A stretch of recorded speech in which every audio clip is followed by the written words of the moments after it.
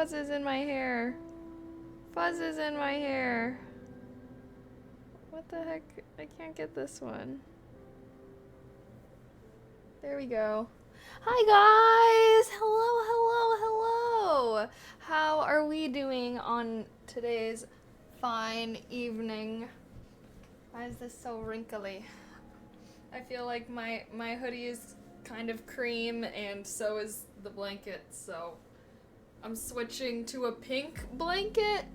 So I don't know, so I don't look so weird, I suppose.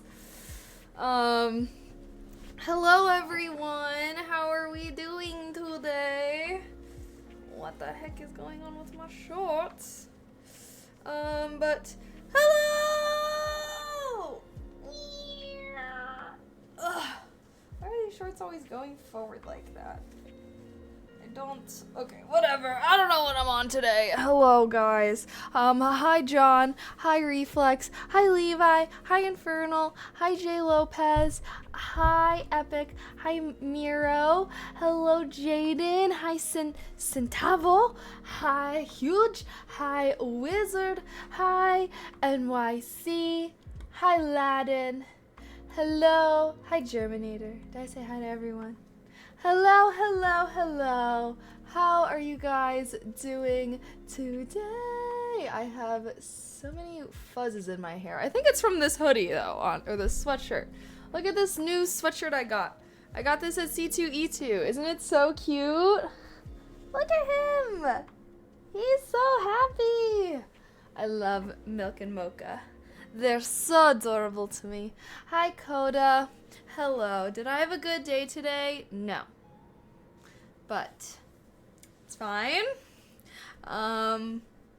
Hopefully tomorrow is better. Sometimes that's all you can ask for. Chat, did you have a good day today? I hope you guys had a good day today. I had a little bit of just a rough weekend in general. So, yeah, that's kind of why you guys didn't hear from me. Apologies. I was fighting demons. But hopefully, I don't even know, hopefully this week is better. Hi, Faithful. Hello, you're here for your hug. I need a hug too. Guys, let's all do one big group hug, okay? Ready? Yay. How is that? Did you guys feel nice, warm hug vibes?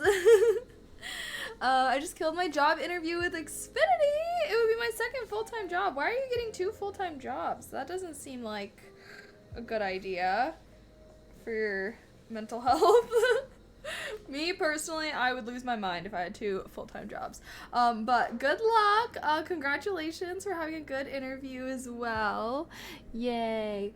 Yeah, I hope you get it. Hi, Coda. Just make sure you're taking care. I want money. Yeah, there's more important things than money, though. You know? Like your sanity, for one. I guess, at least me personally, I would say I'd put my sanity above money, you know? But, you know, everyone's different. I wouldn't work 2 full-time jobs unless I get paid time. Same. Levi, same. It's like, you're lucky to get me showing up for one, bitch.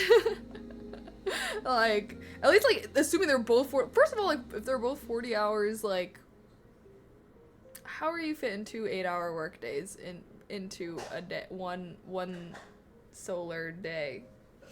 I don't know. What do I think is true happiness? I think that's for everyone to decide for themselves.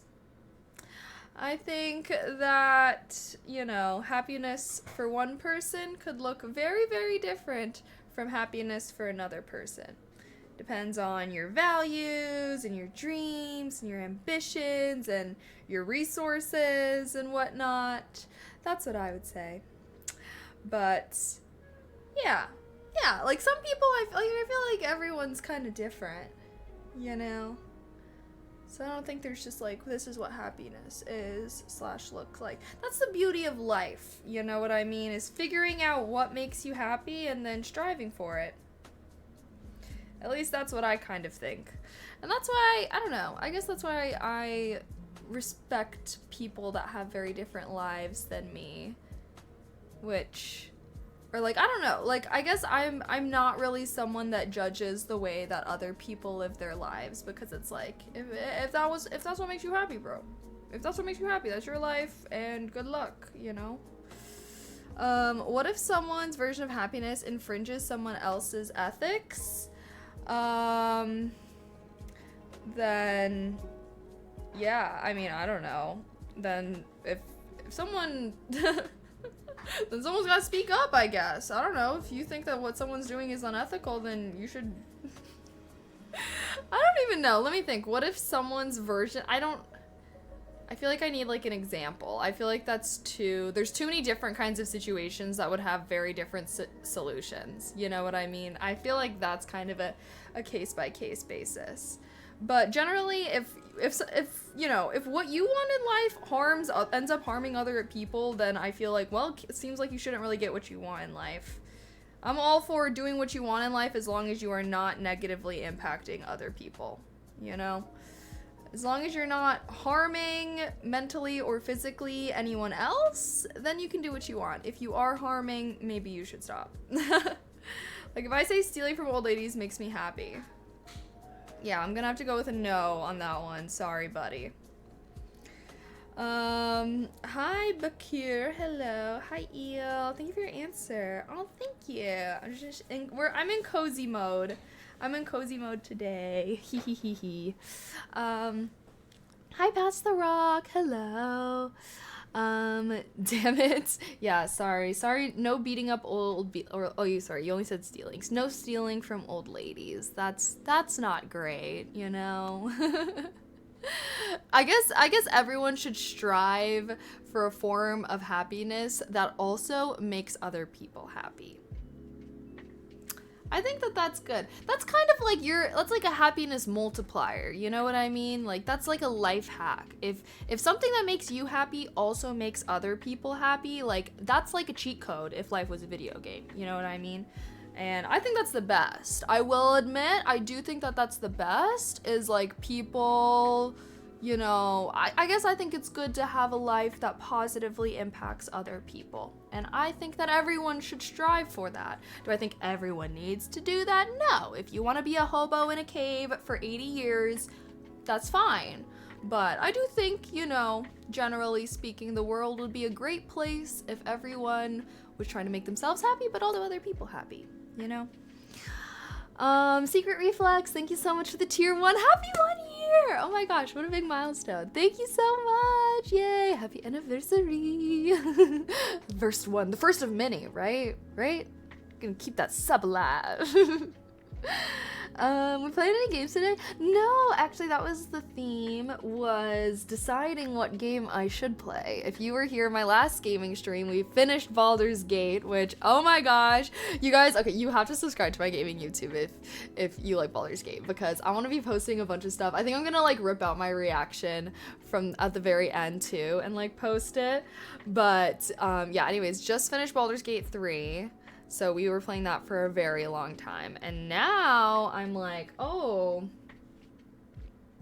what should my next addiction be? I'm thinking Fallout 4. But a lot of people were like, no, that one sucks, blah, blah, blah. Anyways, TLDR, I was thinking maybe we could like watch some game trailers and whatnot and kind of decide what game to play next. Although I do have to admit something, chat, I have to admit something.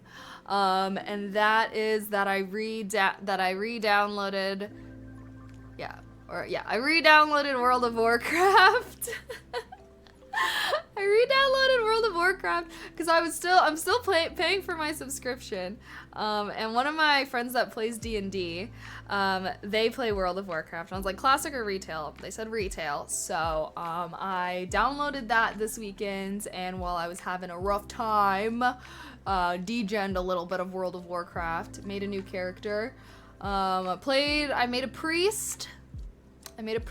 So I don't know. It was actually really cool because I had made a priest in classic before and the priest kind of sucked. But when I was playing my priest in retail, I think I got to like level 15. I'm like level 15 or something. And anyways, I was doing good. I was like, wait, I could be shitting on motherfuckers low key. Garbage Enterprise hardly recruit new people. Yeah, well, honestly, like, I will say, I really liked World of Warcraft when I was playing it, and I'm liking that retail, like, I liked how much more character customization options there were. Like, I don't know why that's such a big deal to me. I'm like, I struggle playing games if, like, I can't make my character as cute as possible, or as pretty, or whatever I want. Like, I need a lot of character customization options. Plus, I have all the new mounts and stuff, and I don't know, I was, like, kind of looking into, I don't know, you can, like, do the transmorgification, so you can have your character look like whatever. I'm literally just being drawn back into World of Warcraft for the customization.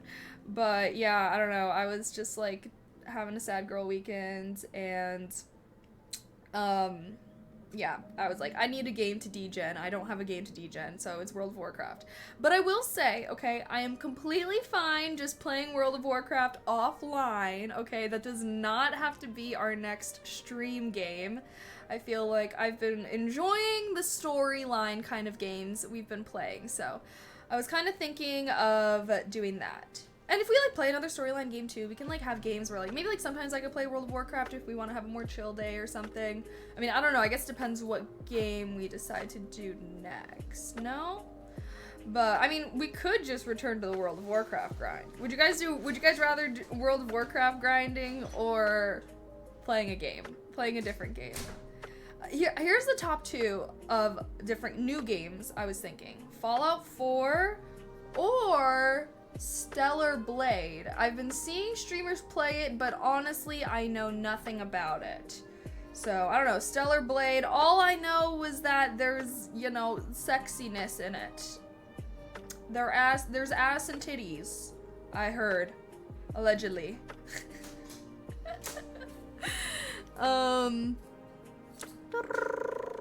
Growing up, did you like dolls and customizing their outfits? Yes, I did. I had Barbie and Bratz dolls, and I would play with them all the time. But I would say I played a lot of, like, video games and stuff growing up. But I always liked games where you could, like, customize your character a lot. Like, even as a kid. You know? Like, little simulation games. Did anyone else play Habbo Hotel? Or Zwinky? I don't know. I would always love playing those, like, simulation kind of games. Have I ever been in France? No, I have not, but I would love to go someday. Things are going good with me. How are they going with you? I feel like I am looking like a hobo today, so I'm putting on my blue light glasses. They're just so reflective, my goodness. Nice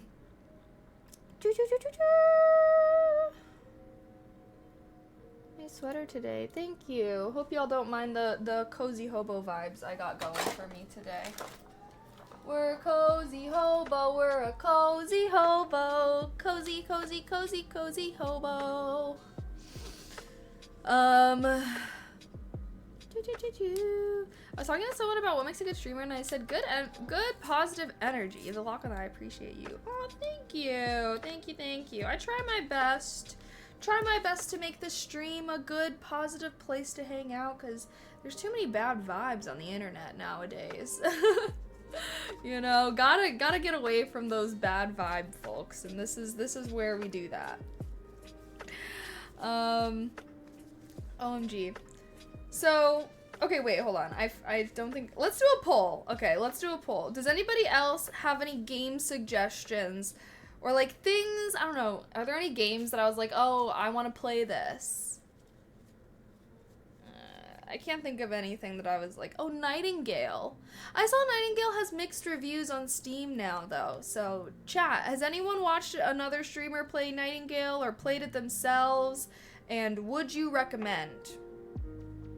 Because that game looked really, really, really cool when I first heard of it and watched trailers for it and stuff. But then it came out, and I guess it was having a lot of bugs, and I looked it up on Steam, and it still has mixed reviews. So I don't know if they fixed the bugs and it's fine now, or if it's just shitty and that's why. So yeah, I don't know. I don't know if anyone like finished Mass Effect. Oh wow, that's a lot. I did hear about this game. I did hear about this game. What was it called? Portal 2? I don't know. Heard that one was good. Detroit Become Human is cool. That was on my wish list for a long time. Yeah, I did want to play that.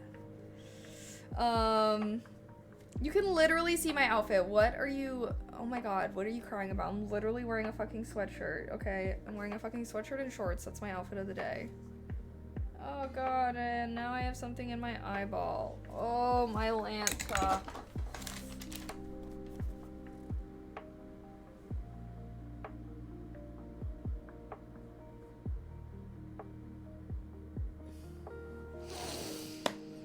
Okay, sorry.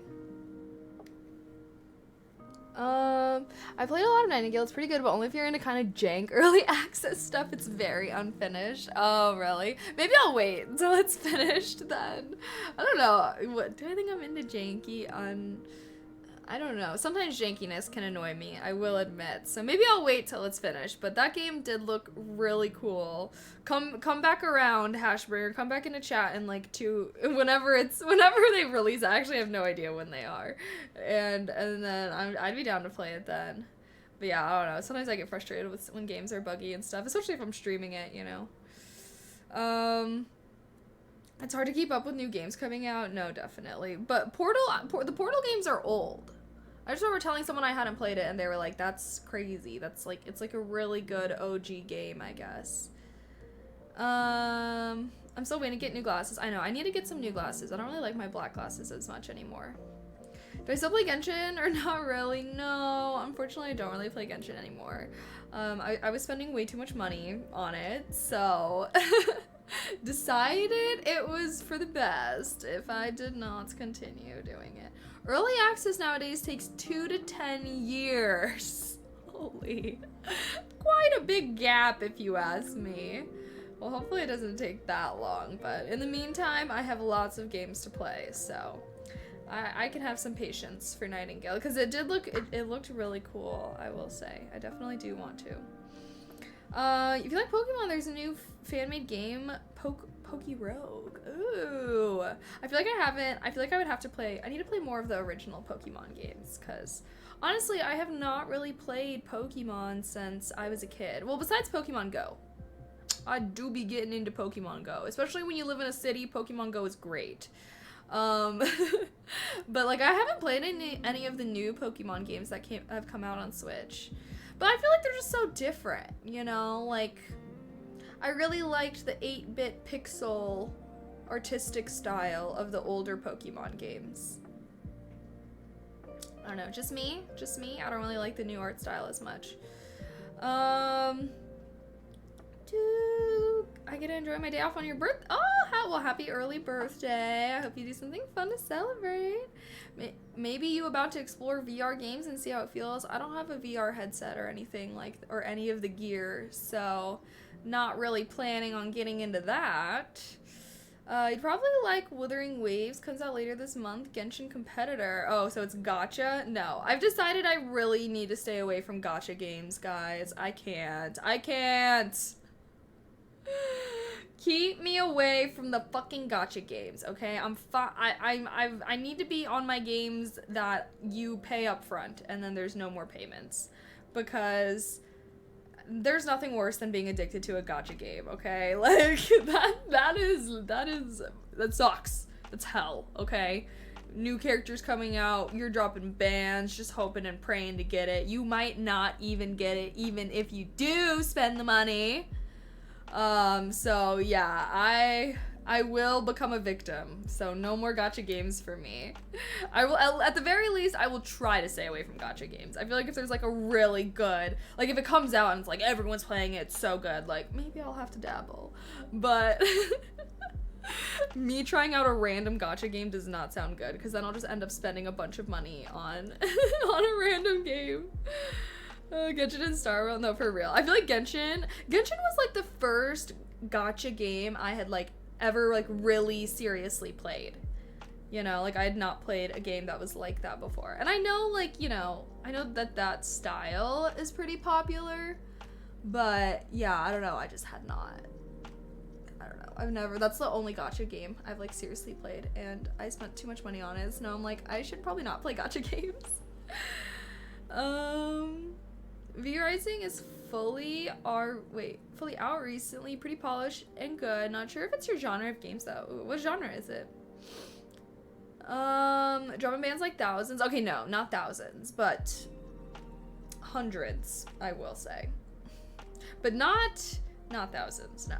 I don't think there's any game I've spent thousands of dollars on. I think I've spent over $1,000 on Sims and all the expansion packs and everything like that, because those things add up, okay? But outside of, I feel like Sims is the one game I've spent the most money on. But oh my god, if I ever spent thousands of dollars on a game, I don't know, send me to the psych ward, because bitch, that ain't okay. That ain't okay, not cool in my book. All right, that would not fly in today's economy. Old school RuneScape. Oh, I did think about getting into old school RuneScape as well. Mostly because I have some RuneScape friends that I could play with potentially. And yeah, I feel like that's another thing too about World of Warcraft. I'm like, I do want to get back into World of Warcraft. Like, I love World of Warcraft. It's actually really fun. But I don't have people to play with. Like, I want streamer friends. I want streamer friends that I can be like, hey, yo, you streaming this game today? Like, let's play together. They're like down. And then we could be little degens. Like, how do people find people like that? I just don't get it. I don't get it. Maybe if well, Claire's not really gaming as much anymore, so there's my one e-girlfriend. V-Rising is vampire open world survival RPG, lots of progression, base building, boss fights. Oh, I like base building. Boss fights I'm whatever on. I'm like, building, yes, I like that. I like building, crafting, decorating. We need somebody on the first floor. Stat. We have a live one. Tamagotchi got me. Oh my god, stop. I literally loved Tamagotchi when I was growing up. Group Iron Man would be fun on RuneScape. Really? Yeah, no, I'm just like, I don't know, would y'all watch me? I tried to get into, or I got back into RuneScape a little bit. Anyways, I used to stream RuneScape a little bit, and no one would want to watch me. Like, I think that out of any game I've streamed, I'm pretty sure RuneScape had one of, like, the lowest, like, interests. One of the lowest viewership. I was like, damn, y'all, no one is wanting to watch me play this shit. So I was like, alright, fine, I'll take this as a sign. But I feel like if I played with people, you know, now that's a different story, you know. Maybe people would like to watch me play with friends more than just me playing solo. Worked at cybersecurity. That's cool. Oh, thanks. Yeah, good career path. I do highly recommend for others. Also, hi John. Hello. Hope things are good. Things are all right. You play RuneScape, right? Or am I tweaking? You do. I swear you do. Are you still playing it, or what are you playing right now? Actually, chat, this is a good question. What is everyone currently playing right now? What's your go-to game? What's on your docket? What game do you have open right now that, you know? I feel like IRL streaming is where it's at. Yeah, I mean, I definitely want to do some IRL streaming this summer, but that shit is hard, I'm not gonna lie. Like, I don't know, anytime I try it, it's an equipment thing. Hades 2, RuneScape, and poker right now. Oh. Remnant 2. I've been back on League of Legends lately. I can't do League of Legends. I did try League of Legends one time, but it wasn't really my cup of tea. Assassin's Creed. Ooh, my brother played that, but that was like one of the older versions when we were kids. But mostly to go around. I'm not grinding ranked ever again. Yeah, I'm like, keep me away from PvP games. I think I've just come to accept the fact that I am not a PvP gamer. I don't like PvP games, and I don't know if I ever will. I like PvE. Like, give me some mobs to kill. I'm shitting on them, you know? Elden Ring? No. Fuck no. I don't like to play games where I'm stressed out. Although I did randomly think about playing Valorant. Should we do like a random Valorant game sesh just to see me rage quit? Have I ever played Helldivers 2? No, I don't really like shooter games, to be honest. That's why I don't really play them. Like, I don't mind when games like have shooting in it, but like I don't like when that's like the main thing. I guess when it comes to games, I do not like games where it's just, you know, it's kind of just based around muscle memory and reaction time. How fast can you react? How good your muscle memory? Blah blah blah blah. Like I don't like that. I don't like that. I prefer games where the barrier to difficulty is maybe just like strategy, like you gotta be thinking a little bit more. But I feel like those games where it's just like muscle memory, like all the fucking 12-year-olds that have no life are just gonna be like, you know, they can just be addicted to that because they have nothing else going on in their lives because they're 12. But also at the same time, it's like I don't really want to play games to be stressed out. Like, I don't want to play a game that's gonna make me mad. If there's ever a game that's gonna make me mad, like, I don't want to play that. Why would I want to play a game that sends bad vibes my way? I like games where, well, I like immersive storylines. I like strong world building. I like when your character kind of, like, I like games. I guess I like games where you kind of like level up, like you unlock new skills and abilities as you get further into the game, rather than a game like Valorant or whatever, where you just have these like predetermined characters and everyone has like the same things. Like, nah. I like customization, I guess. I like customization. I like being able to spec out your characters however you want your character. I like being able to like explore a big world. I think that's cool. That's why I also don't really like shooter games, because like who fucking cares about the map in any of those games, like, right? So yeah, I like being able to explore. I like having a good immersive storyline, characters that you can connect to. Yeah, I guess yeah, and like I said, yeah, I just don't really like games where it's just like muscle memory, how fast can you react, whatever. Like, to me, I just get bored of those games really, really fast. RPGs, yeah, I like RPGs a lot for sure. I think I tend to go towards like RPG and simulation games the most. I feel like, obviously, because they fall in these categories. So I do really like, that's why I feel like I play a lot of like fantasy type of games, or like sci-fi even. I feel like those two are very popular. Have I played Mass Effect? Yes, actually I took a gaming quiz, and Mass Effect was one of the games that was recommended to me based off of like the aspects that I said I like. I think I actually have a gamer profile, and if you're someone that like, this is a quiz. I took this quiz. I think we took it on stream, and it like sees what you like about certain games, what you don't like.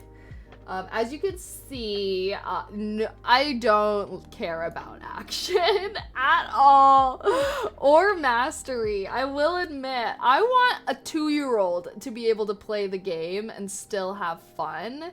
I don't know, maybe that's just me, but I like a lot of immersion. I like a lot of creativity, and this is me personally. I like achievements. I like when there's a lot of things that you can do in a game. Like, I don't know, I feel like I'm a little bit of an achievement hunter.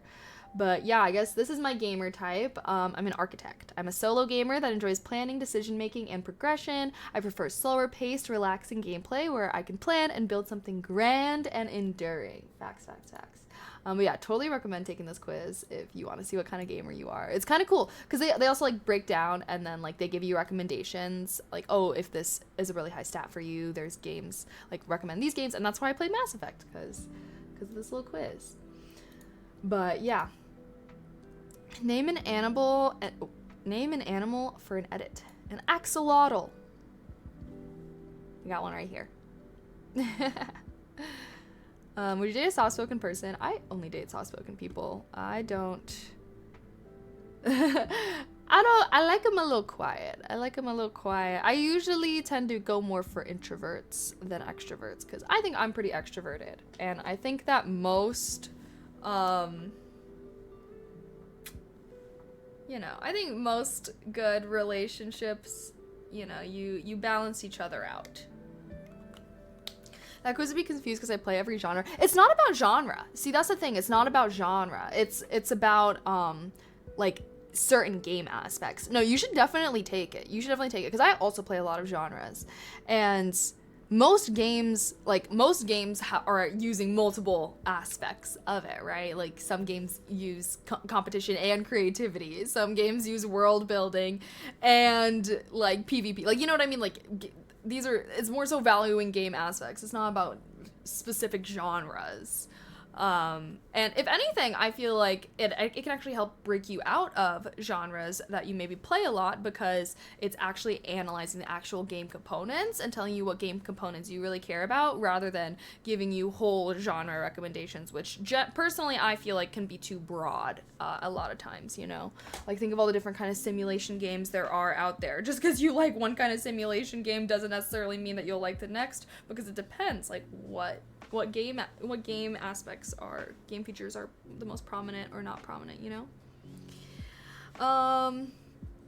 likes the sweetie softies. I do. I like the quiet little cute boys. I like a man that knows how to shut up. Just kidding. But I will say, I feel like since I'm pretty talkative, I don't normally like super talkative guys. Just me. I don't know. Have I played the Arkham games? No, I haven't. Have I ever played Valheim? No, I don't think so.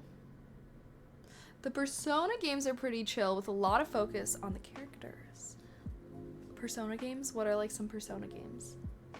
Sorry guys, I'm like such a noob. I feel like I don't know anything about games. Are you guys against Fallout 4? Did I kind of miss the Fallout hype? I feel like I might have missed it a little. And I've heard it's a pretty long game, so should I just be a degen World of Warcraft girly again? That's when I was doing like 8-hour streams on the regular, honestly. Anytime I get into a World of Warcraft phase, that usually does lead to me streaming a lot. Which now that I'm thinking about it even more, maybe I should not do this summer. Because I'm trying to be outside this summer, and if I get addicted to World of Warcraft, I will not be outside. I will be inside, being a gremlin. If any Fallout game, you should do New Vegas. Every time I watch someone play New Vegas, though, it literally looks terrible, and I don't want to play it at all. Should we watch the trailers? We can watch, like, all the game trailers. Sorry, someone that I know is... Someone I follow is streaming it right now. What the fuck is this? Are you, like, literally gambling? Is that what this is? I always do all on red. All in on red. That's what I do in Vegas. All in on red, girl. What is this? So wait, you actually gamble in this game or what? Is this the game? And it's even. She lost it, didn't she?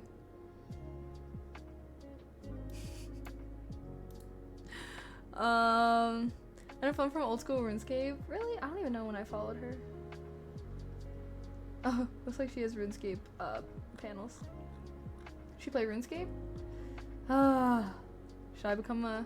I mean, I haven't played RuneScape in a long time. I was supposed to do a RuneScape stream with one of my friends, but I don't know.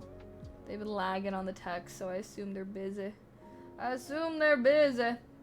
Holy... Melee only, very hard, no mods. Here's Fallout 4. Okay, here's someone playing Fallout 4. I do not follow this person. Oh shit. Okay, let me just fucking...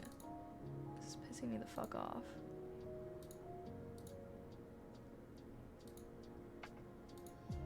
Hello?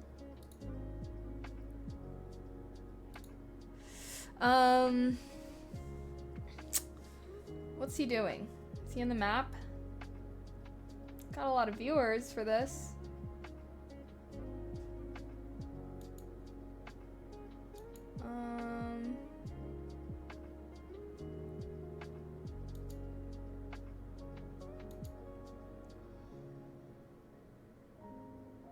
Oh shit, they shootin'. Wait a minute. Oh. Steak. She healing herself. So is this like Mass Effect? Is it like Mass Effect where it's like a storyline most of the time, but then like occasionally you got some action where you gotta like fight for your life? Does that make sense? Because like the reason why I wanted to play Fallout 4 was because I wanted to do a storyline type of game versus, where was I?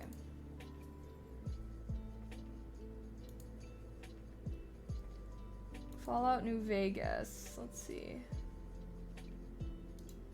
See someone that's got hella. Oh, she is the most. Seems like this game is less popular.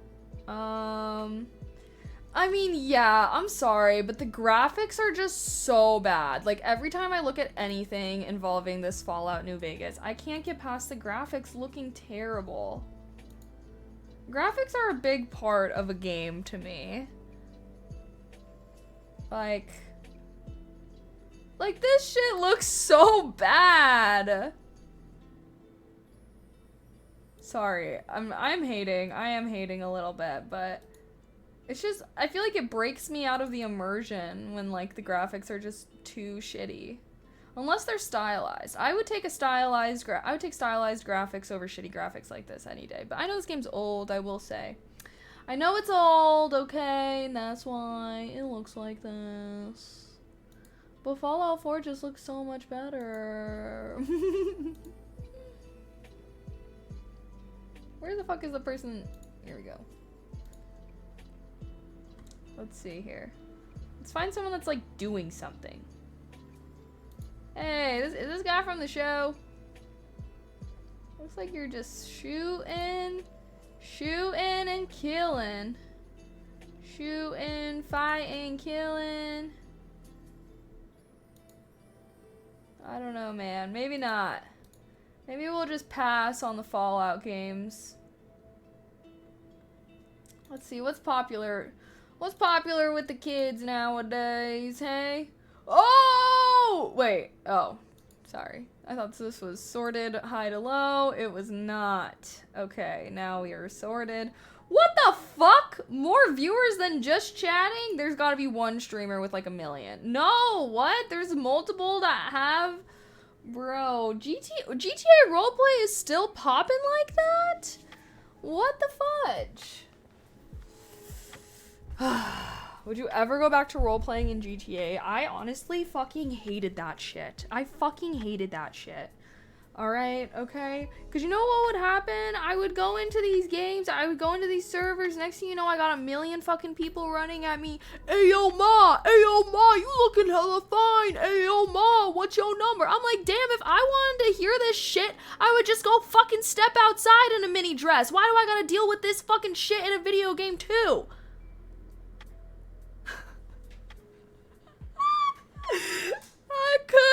I could not deal, because like every GTA roleplay server is like 99% dudes and then there's like 2 girls, and then yeah, I was not trying to deal with that. Like I was not. Like anytime I would like use my mic, suddenly there'd be like, not to mention that like obviously a lot of those streamers are like, I feel like GTA roleplay attracts the certain kind of streamer where they're just like, how annoying can I fucking be to my 13-year-old viewers? And like, is that really the kind of streamer I want to interact with? No.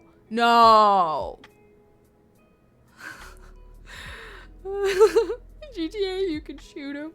Try, I could just become some like feminist vigilante going around. Anytime I hear Ayo Ma, dead, headshot, boom. Do Red Dead Redemption 2. I don't know how I feel about them shooting games, y'all. I'd rather be slicing motherfuckers with a sword, okay? I don't know if that's just me. The minute that a game has has guns in it, lame. Give me a stick instead, and I will beat them to death. Minecraft, bro. I should have become a Minecraft streamer. That's what I really should have done. Look at this person, almost 10k views, and they just, holy shit, is this modded? Wait, is this what Minecraft looks like now? Wait, no, this has gotta be modded. Wait, is this real? Modded Minecraft goes crazy? No, I bet. Wait, I actually haven't played Minecraft in a really long time though. That's modded AF. I feel like, you know, most people that play Minecraft probably have some mods. I feel like I'm the weird one for never using mods in video games. I've never modded a video game, guys. Is that kind of crazy? I just don't really know how mods work, and I have like PTSD from like trying to mod Minecraft. Actually, I tried to mod Minecraft when I was like 8 years old or something on my little Dell PC. I tried to download a mod, and yeah, safe to say I think I downloaded a virus. 8-year-olds don't, you know, I wasn't really knowing not to just download shit off the internet when I was that age, unfortunately. So yeah, I kind of like fucked up my game. And yeah, I actually, and that singular experience is why I have never attempted to mod a game again. Never did that again. But I feel like I should, you know, there are good mods out there, and I feel like most like serious gamers usually mod their games. I guess when we played classic World of Warcraft, you guys showed me how to download CurseForge and stuff. Is that normally how mods work? Because I know back in the day, downloading a mod was like, you had to like go into your game files and like put it in there and shit like that. That's where I was fucking up as a kid. Second of all, but now I feel like there's normally, like, I liked how CurseForge was like a mediator in between the mods and the games. Like, is that how it is now? Like, say I was to try to mod Minecraft, right? Like, I don't need to be going into the game files or anything. Like, is there, like, I don't know. I guess, like, how does modding work? Does it work like the CurseForge? Like, do most games have some kind of, I don't know what it's called, like, mod thing, like CurseForge, where it's, like, some separate thing that helps you manage it? Yes, mod managers. Mod managers, is that what they're called? CurseForge is a lifesaver. No, I seriously, like, when people were telling me to get it at first, I was like, but then when I got it, I was like, yes, this is so much better. Also, Twisted, thank you so much for the tier 1. Happy 32 mods. Thank you. I appreciate it. It's easier now. There are mod managers. Okay, good. I feel like, okay, you know what? If there's mod managers and shit, I'm totally down to start modding some games. We could play some modded Minecraft one day. Why not? There was actually, there was this one Minecraft. It was like kind of like a mod, but not. I had to like download it. It was basically modded Minecraft, and it was like there was all these. I don't know how to explain it. You know how there's villages in Minecraft? Yes, okay. So it would take these villages, but it would like make them way cooler. Then there were like all these different cultures. Obviously they used like made up words, but they were basically like you know, Japanese, blah blah blah. And so like every different village would have like a different culture and like a different language, and you had to like interact with the villagers to like learn the language over time, like through keep interacting with them. And then there would be like all these different styles, and you could like, I don't even know, you could like have like relationships with different countries, like I don't know. It was so cool though. It was like Minecraft, except like there was just, I don't know, the whole village aspect. I guess something I do really like is I really like civilization building games, or like, you know, city builders, or I don't know, something about it always scratches my brain just right. Yeah, use it on Skyrim, etc. for 1,000 mods with 1 click. That's crazy. That's crazy. I feel like I do want to start using some mods for like Stardew Valley though. I know people like to mod that game. Or Sims, bro. I definitely am missing out on the Sims mod train. I feel like gotta get some wicked whims in that bitch, you know? I use Thunderstore to mod the fuck out of Lethal Company when I play with friends. Steam has built-in mod support for some games and mods as well. Ooh. Yeah, I feel like I would probably only want to mod games that had like, you know, they're well established, like Minecraft or something, you know? There are YouTube videos walking you through using mods/mod managers if for some reason you can't read simple instructions. Honestly, I prefer reading instructions over watching videos any time of the day. Just me, chat. I fucking hate instructional videos. I would much rather have written instructions or typed instructions. But with diagrams, if necessary, that's the one thing, you know, with diagrams. I have not played Witcher 3, no. I've heard the Witcher games are kind of long though, so I don't know if I'd want to play them. Just the same as adding add-ons to WoW. Use Minecraft mods or full pre-made packs bundle of mods. Should we play some modded Minecraft? Would you guys rather watch me play modded Minecraft or World of Warcraft? What is this Tom Clancy? What? These are all shooter games. Sorry, I'm trying to see what other kind of games are popping. What is Sea of Thieves? V Rising? Oh wait, this is the one you guys were talking about earlier. Wait, this looks kind of cool. Wait a minute. This looks kind of cool.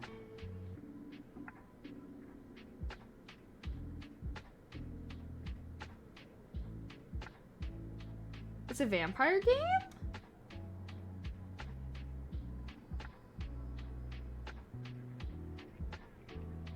Wait, is he a wolf or is he a werewolf?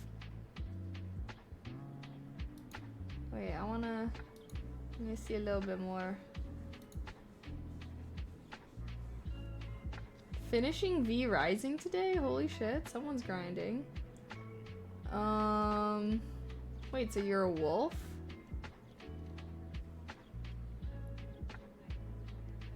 I don't know if I'm fully getting it.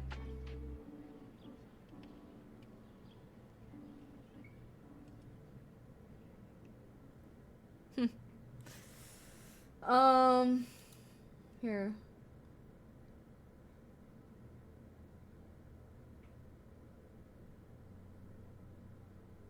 Well.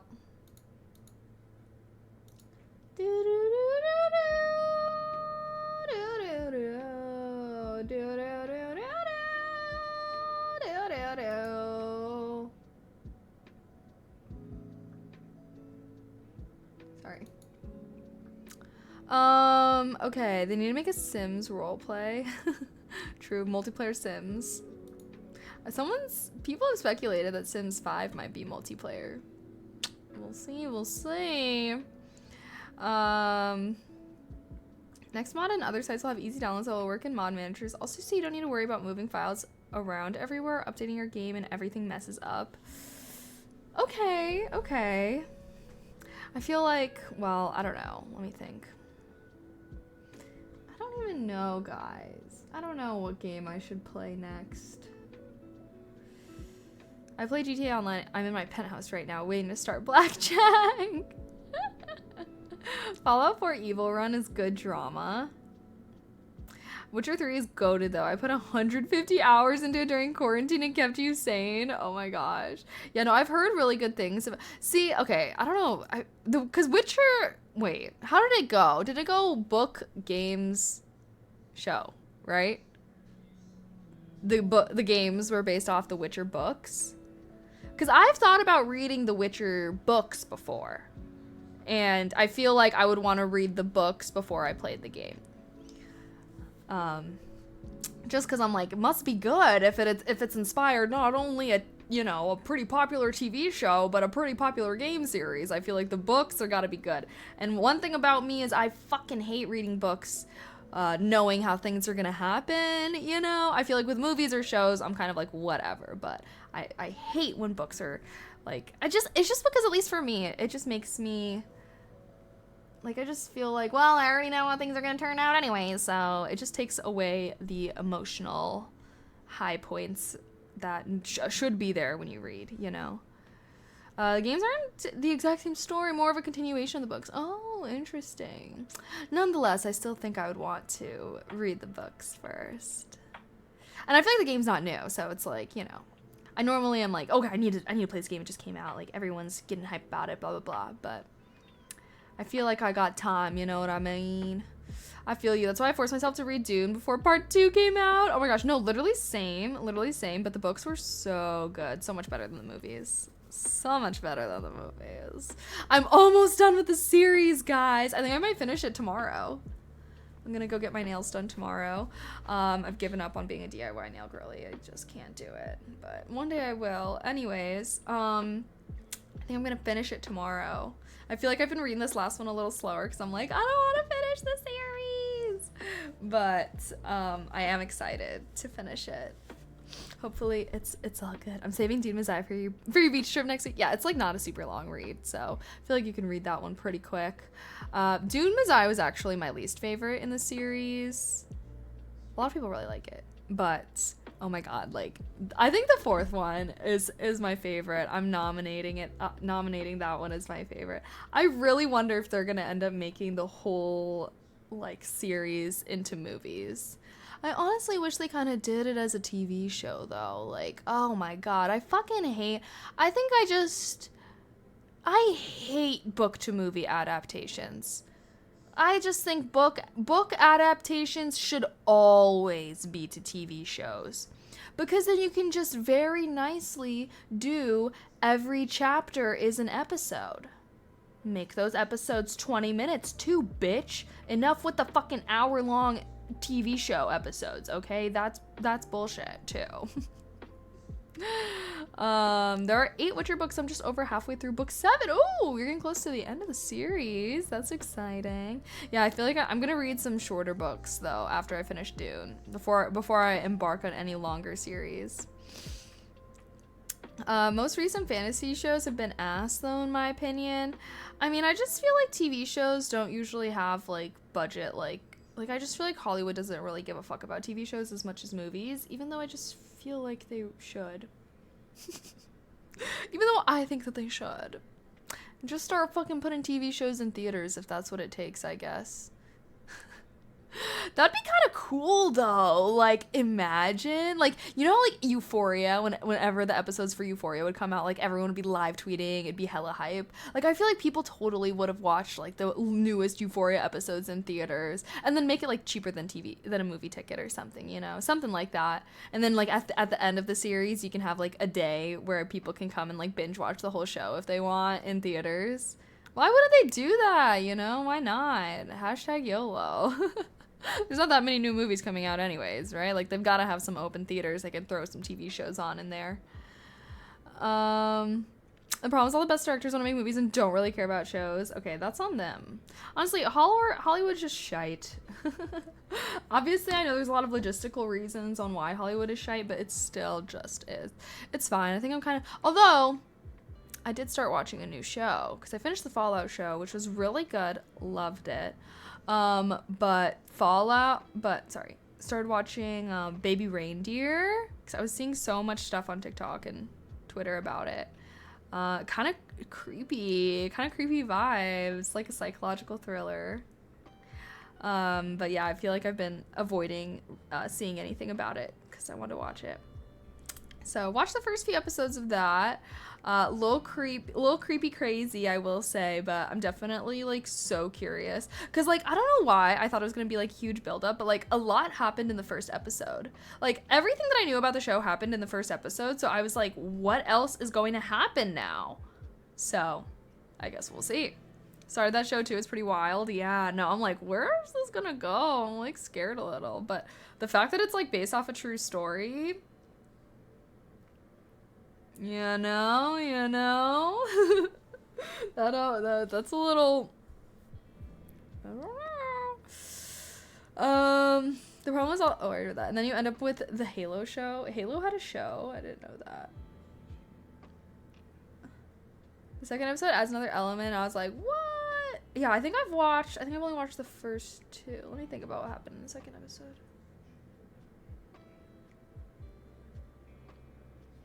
Oh, yeah. Yeah, honestly, like, I don't like the main guy. I feel like I'd be like, well, actually, that's not true. I was about to say, I feel like I'd be way more stressed out if it was like a girl and a guy was stalking him. Because, just because, like, But then I was like, actually, I watched the TV show You just fine. So, clearly, that's just more normalized. It's definitely interesting seeing this, like how differently things are being viewed because it's like a girl stalking a guy, Definitely unfortunate. The two leads have problems, lol. Halo is good, but mad at what happened in season 2. Really, I had no idea there's a Halo TV show. What platform is that on? Probably not. I only have so many subscriptions. I will admit that I do not have all the fucking TV subscriptions that exist nowadays. So oftentimes I miss shows that are on the more random ones. The Halo show is the worst piece of garbage you've ever seen in your life. Oh my goodness. So your C2E2 vlog. Am I going to? This weekend? It's in Rosemont? No, I wasn't. Nobody told me about it / invited me. The reason why I went to C2E2 is because some of my friends that I played D&D with invited me. But I did have a lot of fun, and I definitely do want to go to some more conventions in the future. But I feel like it's more, can I get people to go with me? I want to get Claire, which Claire is one of my friends who also streams, by the way. But I want to get her into conventions because then we could just go to them together. The thing about me is like, I don't want to go to that stuff by myself. I went to TwitchCon by myself, and it was kind of like, everything is better when you have a friend to share the experience with. That's my take. I have Crunchyroll, Netflix, and HBO Max. Because HBO do be having good shows. We got the House of Dragon season 2 coming out soon. I'm excited for that. I'm hella excited. Although I've been fucking seeing shit about it. I've been seeing shit about it, and I'm like, damn, I like kind of heard a little bit. I don't know. Anyways. At least TwitchCon feels like a networking event. Comic conventions, not so much. Yeah, that's why I feel like that's the only reason why it was fine, was because I would like go to the partner lounge and like try to make friends and then like walk around with them afterwards. So I feel like TwitchCon was fine, but yeah, I definitely don't think I would have enjoyed Comic-Con as much without friends. And I just feel like I'm just not really someone, I don't know, I guess as an extrovert, I would always prefer to do something with a friend than alone. That's just me. It's not that I can't enjoy things alone, but it's just that I will normally enjoy it more if I have a friend there, Also just like, especially traveling and safety and being a girl and stuff, like with cosplay. Like, I feel like if I'm like wearing a sexy cosplay, I would not want to just be by myself. And I want to wear a fucking sexy cosplay, obviously. Go to TwitchCon by myself, end up hanging out with RuneScape players. Hey, they adopted me, okay? When no one else would take me, they did. Also, hi, Hamlet. Hello. Everyone keeps telling me to start House of Dragon. House of the Dragon is good, I will say. But, I mean, do you like Game of Thrones? Although they're pretty different. I feel like House of Dragon's not as good as Game of Thrones. Still good. Still good. But I feel like something I really liked about Game of Thrones was all the different families and storylines and how they crossed over, intersected, interacted, all that jazz. And like, I was obviously House of Dragon, you got like, I guess you kind of got like two. You got two storylines mainly. But yeah, I don't know. I love a complex story with an abundant cast and multiple storylines that you have to follow. The peak of Game of Thrones was amazing. When it got shitty, it was really shitty. Yeah. I mean, Hollywood is dumb and stupid. Okay, that's for sure. But yeah, it's still my favorite show, even though the ending was like, ugh. Still. I feel like no show has like come close to Game of Thrones for me. They don't make complicated shows like they used to. Like, yeah. I want shows where like you literally cannot look away from the screen or else you're gonna miss something. Anime's like that a lot. Have I read Wheel of Time? No, but I do want to read that. I know it's a big series though, so got a reading goal I'm trying to hit. Season 7 was when I should have stopped. What, for Game of Thrones? I mean, I feel like, yeah, I just feel like the way that the show ended up going, it just like didn't make sense. It didn't make sense at all. Like, I don't want to think about the end of Game of Thrones right now. It's not to stress me out. Did I read the Song of Ice? No. I do want to read like the Game of Thrones books, though. Song of Ice and Fire, right? Yeah. I want to read those books. But I know that they're a little longer, lengthier, and I have a reading goal, and I keep reading these really long books. So after I finish the Dune series, which I'm reading right now, I'm planning on reading a bunch of short books, essentially, to get caught up, and then maybe embark on another longer series afterwards. Although I have been wanting to read the Crescent City series, because, yeah, I don't know, a lot of my friends have been reading ACOTAR and Throne of Glass, which I've been read. The fuck? Why my friends so fucking slow reading? I guess I'd be no-lifing reading sometimes. But anyway, so then we were all saying, oh, like, we can all read Crescent City around the same time. So we'll see, though.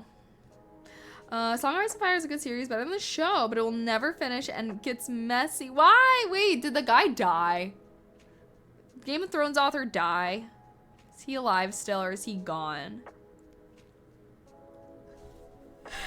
Bitch, he better not be dead. He's about to die. Fuck!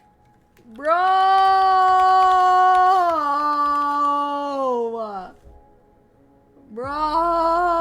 Game of Thrones author age 75. Bitch, get to writing. What are you doing? Get to writing. Get to writing. What the fuck? Bro. Someone needs to go find this man, lock him in a room with a laptop that only has Google Word on, or Microsoft Word on it. No internet, nothing. He ain't coming out till he finishes. The fuck? I was old enough to be president. No, bro. I knew he was old and sick and everything, but like, I was still hoping he'd be able to finish. Hey, educated at Northwestern, Chicago, bro. Although, wait, is Northwestern like in the city? I don't even fucking know.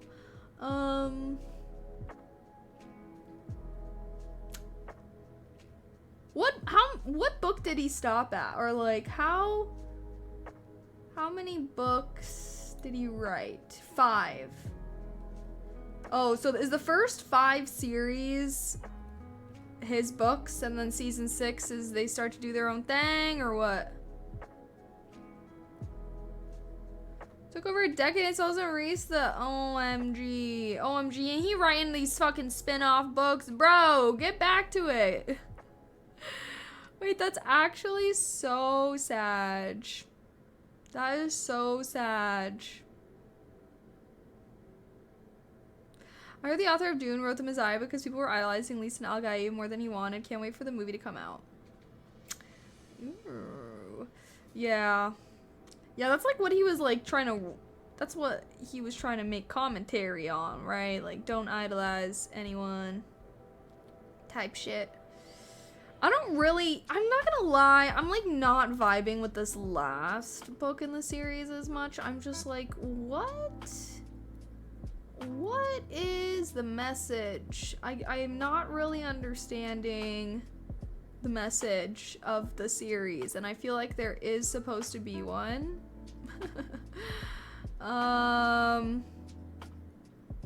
Did Herbert's son take over? Heard it wasn't as good. Yeah, no, I'm only planning on reading the original 6 that the main guy wrote. Although the son did help with this last book.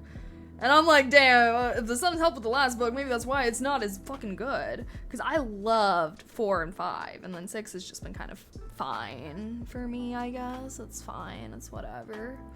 I think that I'm beginning to get a little, like, bothered by the world building, I guess, in Dune. It just doesn't really feel realistic at all as far as like sci-fi goes. And see, that's the thing is I feel like Dune definitely could have been written like in a fantasy setting or something, because I just feel like, I feel like the sci-fi is not sci-fi-ing. The sci-fi is not sci-fi-ing, and also, like, yeah, like, the sci-fi is not sci-fi-ing. It's making it, like, obviously, like, sci-fi is not really realistic per se, but, like, I feel like there are still scientific elements in sci-fi. Like, that's the main difference between sci-fi and fantasy, right? Is, like, science and technology. That's the difference. And I just feel like Dune is not really doing a good job with that shit. Like, they are not, and also, like, yeah. Dune is kind of sci-fantasy. Yeah, it's just like not, there are just things that are just not, I feel like, making sense as far as like scientifically it's not making sense. Like,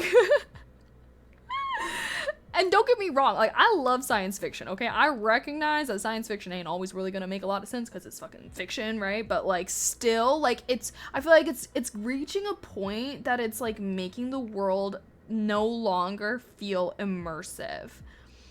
And, I don't want to talk about it too much because I don't want to say spoilers for the Dune series, since I feel like people are invested in the storyline with the movies and everything. But, yeah. So you mean, like, a sci-fi of sci-fi? Technically, different planets make it fantasy.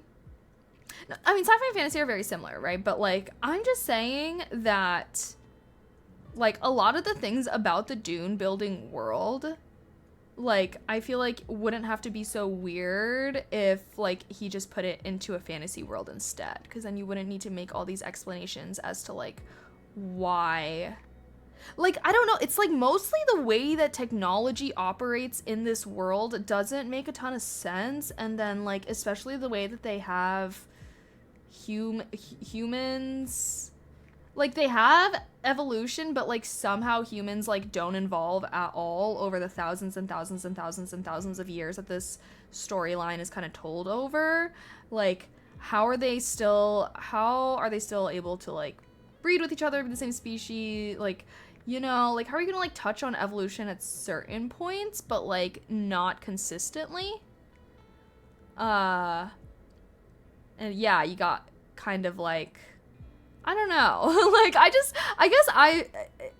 it is, like, the science aspect, I feel like, is very poorly addressed within the thing. I don't really care for limited books. I'm not trying to limit it to a genre. I'm trying to say, if you're in this genre, I'm just saying make sense. I'm just fucking saying make sense, okay? Like, it's not that I'm trying to lock it into a certain genre.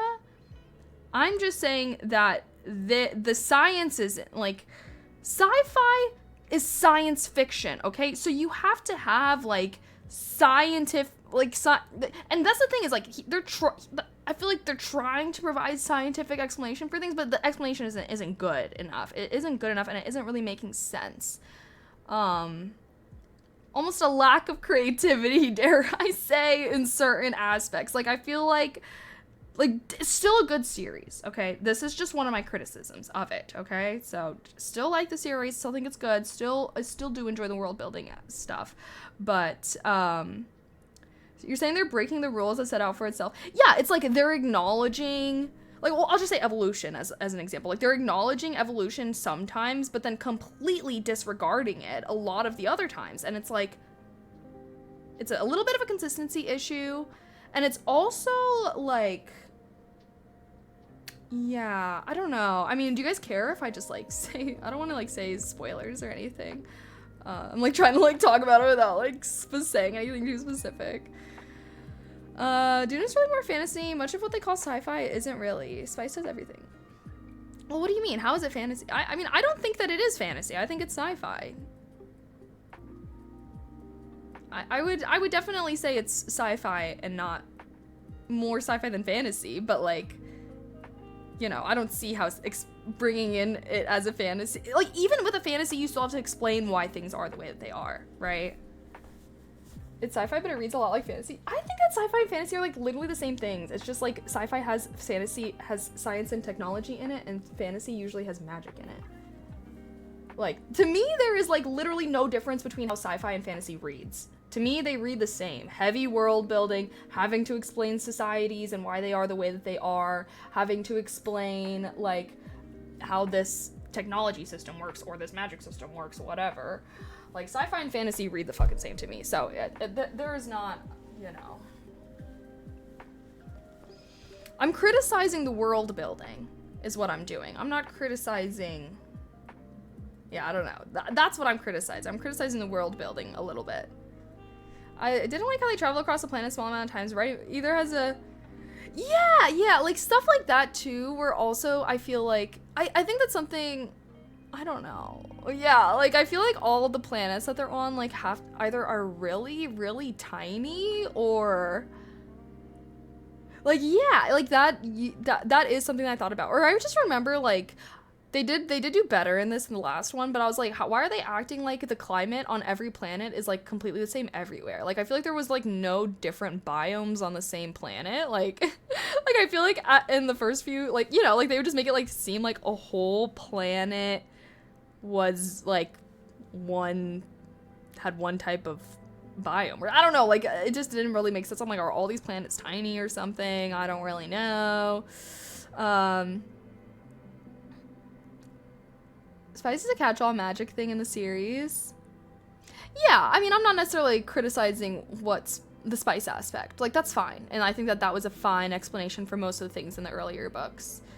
But it's other things. Like, honestly, like, fine, yeah. Spice, okay, cool. Enhancing the human brain like hella, and somehow now they can space travel with that shit, you know, with the guild and everything.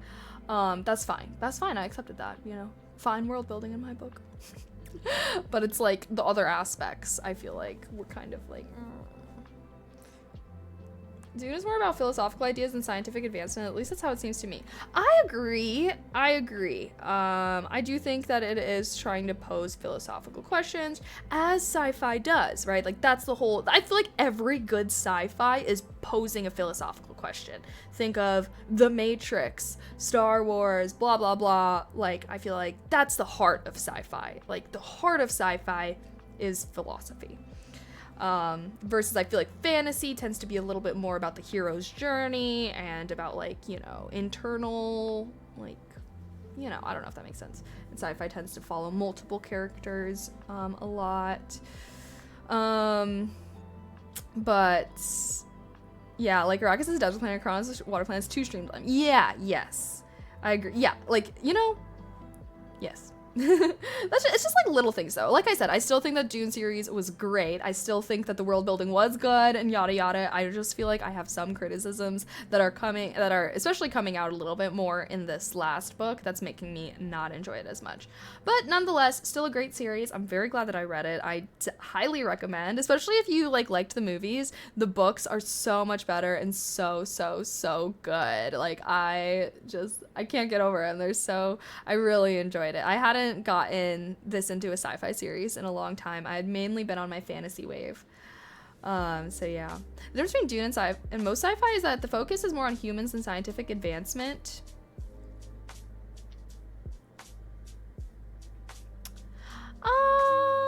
Well, how so? I don't know if I would necessarily agree with that. I feel like a lot of the sci-fi that I watch is focused on humans. Humans maybe with, I don't know, I guess I can't think of a sci-fi that's just focusing on scientific advancement. Like, most stories have characters and humans and whatnot. But,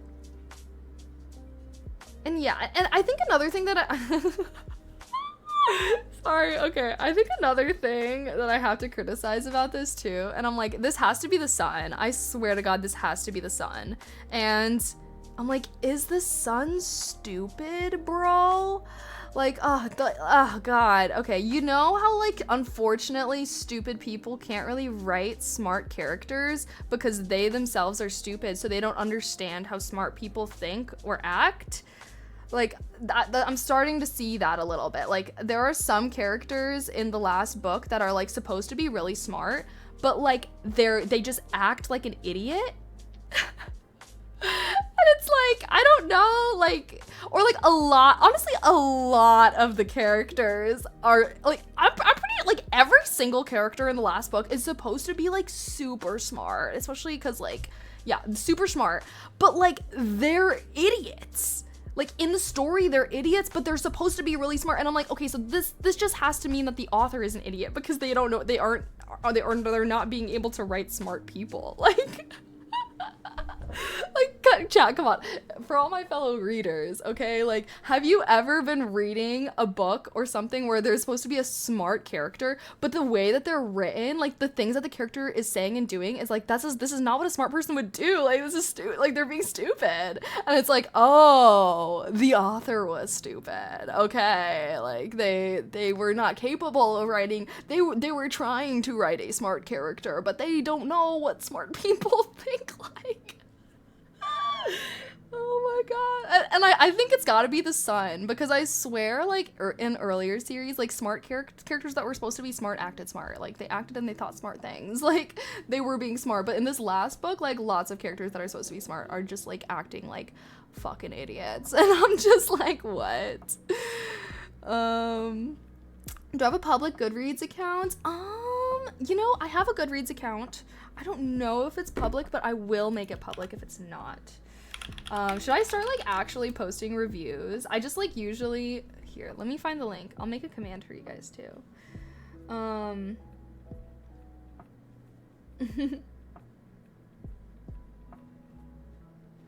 do I share my, oh, here we go. My profile, copy link. Yeah, wait, guys, follow me on Goodreads. If anyone gives a fuck, I actually will start writing reviews. That's what you do on Goodreads, right? I just use my Goodreads to, like, kind of track what books I'm reading and, like, how long it takes me to read books, and then I usually just rate them 5 stars or rate them out of 5 stars. But I might as well type a whole little spiel, too. What the fuck is this? Hold on.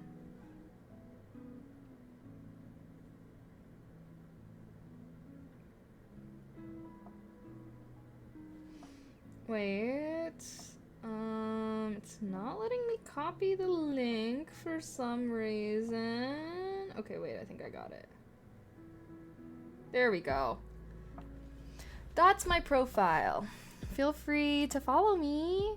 Or how it follows, right? Yeah, it's follower. You can see you can see how long it takes me you can see when I finish my books and stuff.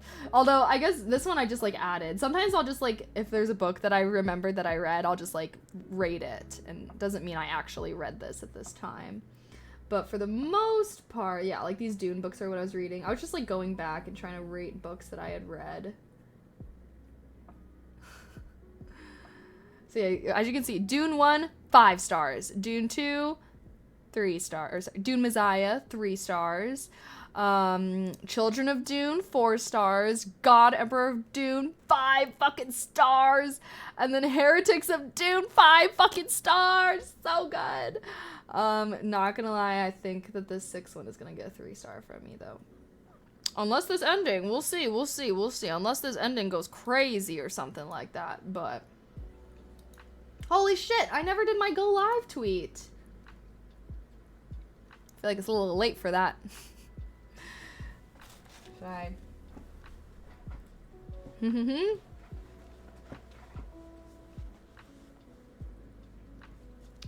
I don't know.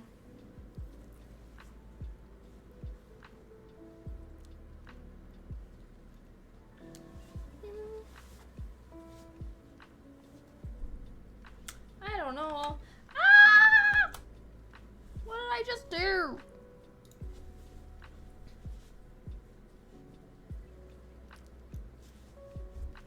I don't know what to do. I don't know what to do. Maybe no go live tweet.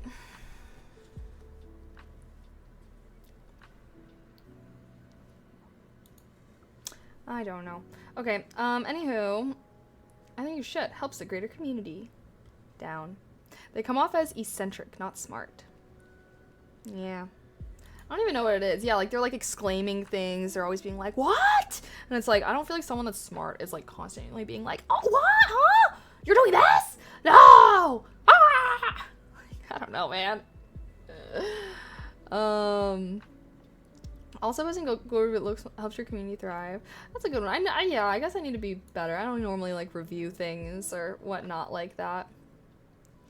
If they don't call you back the same day, you probably didn't get the job, right? No. They're usually just well, it depends on the kind of company, I guess. If it's like if it's like McDonald's or something, then like maybe not. But I feel like even when I got my job, I think I heard like back a week later or something, because they interviewed all of their candidates, and then they selected the ones they wanted to call back, and I was one of the ones selected. So it depends how competitive the company is, I will say. I feel like the more competitive a company is, the longer they may take. But yeah, so I guess like just because they're taking a long time doesn't necessarily mean anything bad, because I know mine. Yeah, like, I don't know. It took a while back then to interview everyone else. Yeah, this one's not even opening the store till July. Oh yeah, okay then. I would say like don't get worried about anything. Don't read too much into that stuff. Took me 2 hours for mine and took me 2 weeks for another 2. Yeah, I feel like it totally just depends on like the company's timeline with the role, which like you probably don't even know unless they're telling you like we're trying to hire someone tomorrow or whatever, you know, you don't normally know. So yeah, you know, don't stress. I swear there was a book about love you said was life-changing. Oh my god, so sorry. I saw you ask that earlier and I was probably rambling about something. The book that changed my life was All About Love by Bell Hooks. That book changed my life. It's so funny. I was actually talking about that book this weekend. So, you know, we were talking about complicated family relationships, LOL. And I was talking about how much that book really helped me with my complicated family relationship. And my relationship with my family is a million times better, and who knows, it may never have gotten better if I didn't read that book. But yeah, that book changed my life. I will say though, I'm like, maybe it was just because like I really needed to hear that shit at where I was in my life or something like that. I tried to get my mom into reading it and she was like, I didn't really like it that much. Okay, mom. But yeah, that book changed my fucking life. It's also really short, so I feel like if you're a real reader, you could probably read that shit so fast. And yeah, let me know what you think. I hope that it has this positive and like you don't have to agree. The great thing about reading nonfiction that I feel like people don't really think about is you don't have to agree with everything that the author is saying. Okay, like you don't have for a nonfiction book to be good. That doesn't mean that I agreed with every single thing that the author said, right? However, as long as it makes you think about things in a new perspective. So I feel like sometimes in the book, the author, Bell Hooks, she would be like saying things, I don't know, and I wouldn't necessarily agree with it. But the way that she was talking about it and whatnot, it really made me think about things from a new perspective and was very interesting, I thought. And yeah, just, I feel like very eye-opening to me. and helped me be, I just think it helped me show up better in a lot of my relationships, including my relationship with myself, which I feel like is something that I've struggled with a little bit. You know, it's hard to be nice to yourself all the time, and you know, I don't know, I feel like having a good relationship with yourself is kind of easier said than done at times. So I think that book was very helpful with that as well. But also in my friendships, romantic relationships, familial, like literally everything. I actually cannot understate how much this book changed me.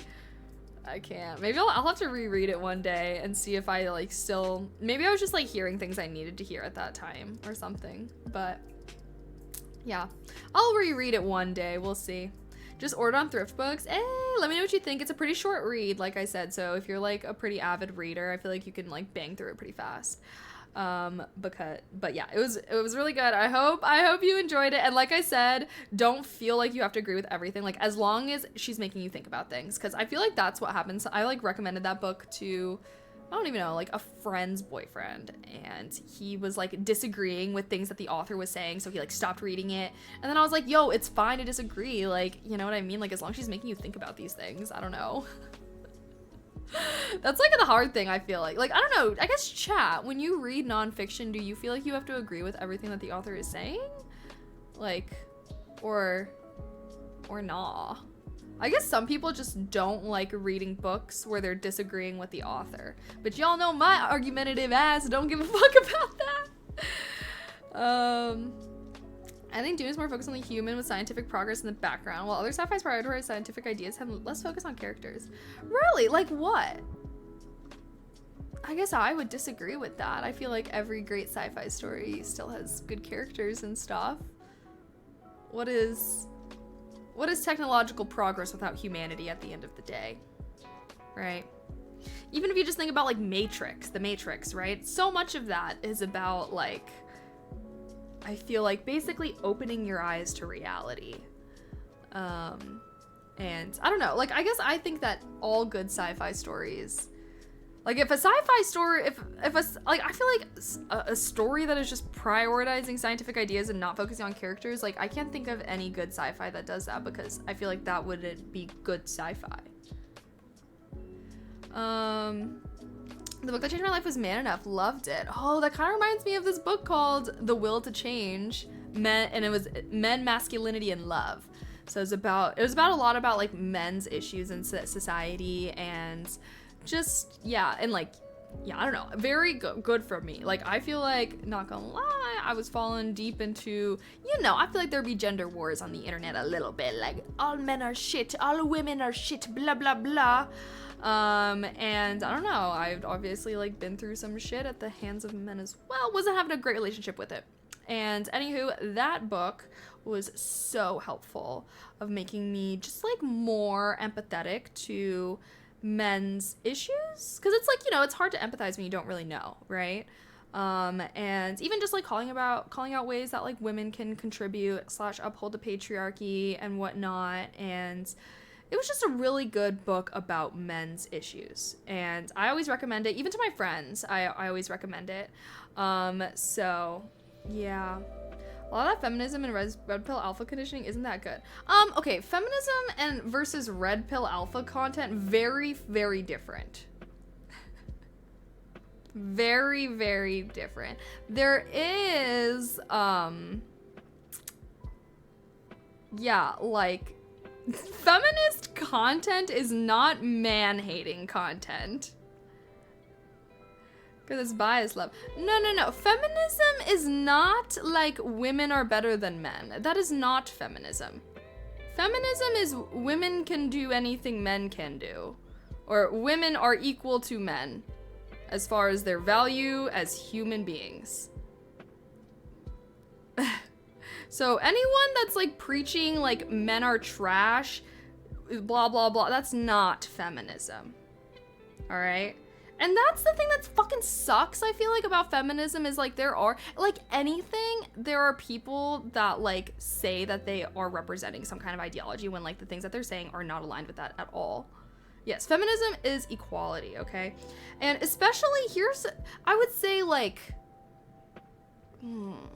the equal to red pill, alpha male red pill content is trad wife content. That's the equivalent, okay? And they're both like, they're pretty lined up with each other. Trad wife content is telling you that your value as a woman lies in your ability to cook, clean, have children, and also like attract a good husband and a good man. And that is where your value comes from. An alpha male is being like, your value as a man is coming from making money and blah, blah, blah. So like to me, that's the equivalent. And I guess if we wanted to like say like the opposites could be like gold digger content. I would say, actually I will say the opposite of alpha male content is not red pill, because like feminism is just, opposite of red pill is not feminism, because feminism is just fighting for equality.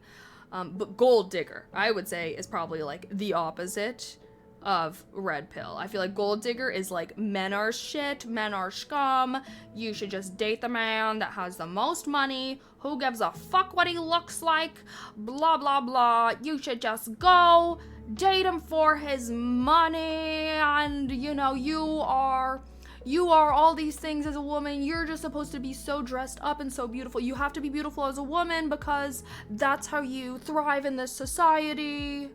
Like, yeah, like that's what I would say is the equivalent of the alpha male. You just need to make some money, you need to start this side hustle, and then you're gonna be drowning in bitches, blah blah blah. And then like gold digger is like the same shit. It's like, just be sexy as fuck, and you're gonna have all these rich dudes throwing themselves at you, blah blah blah.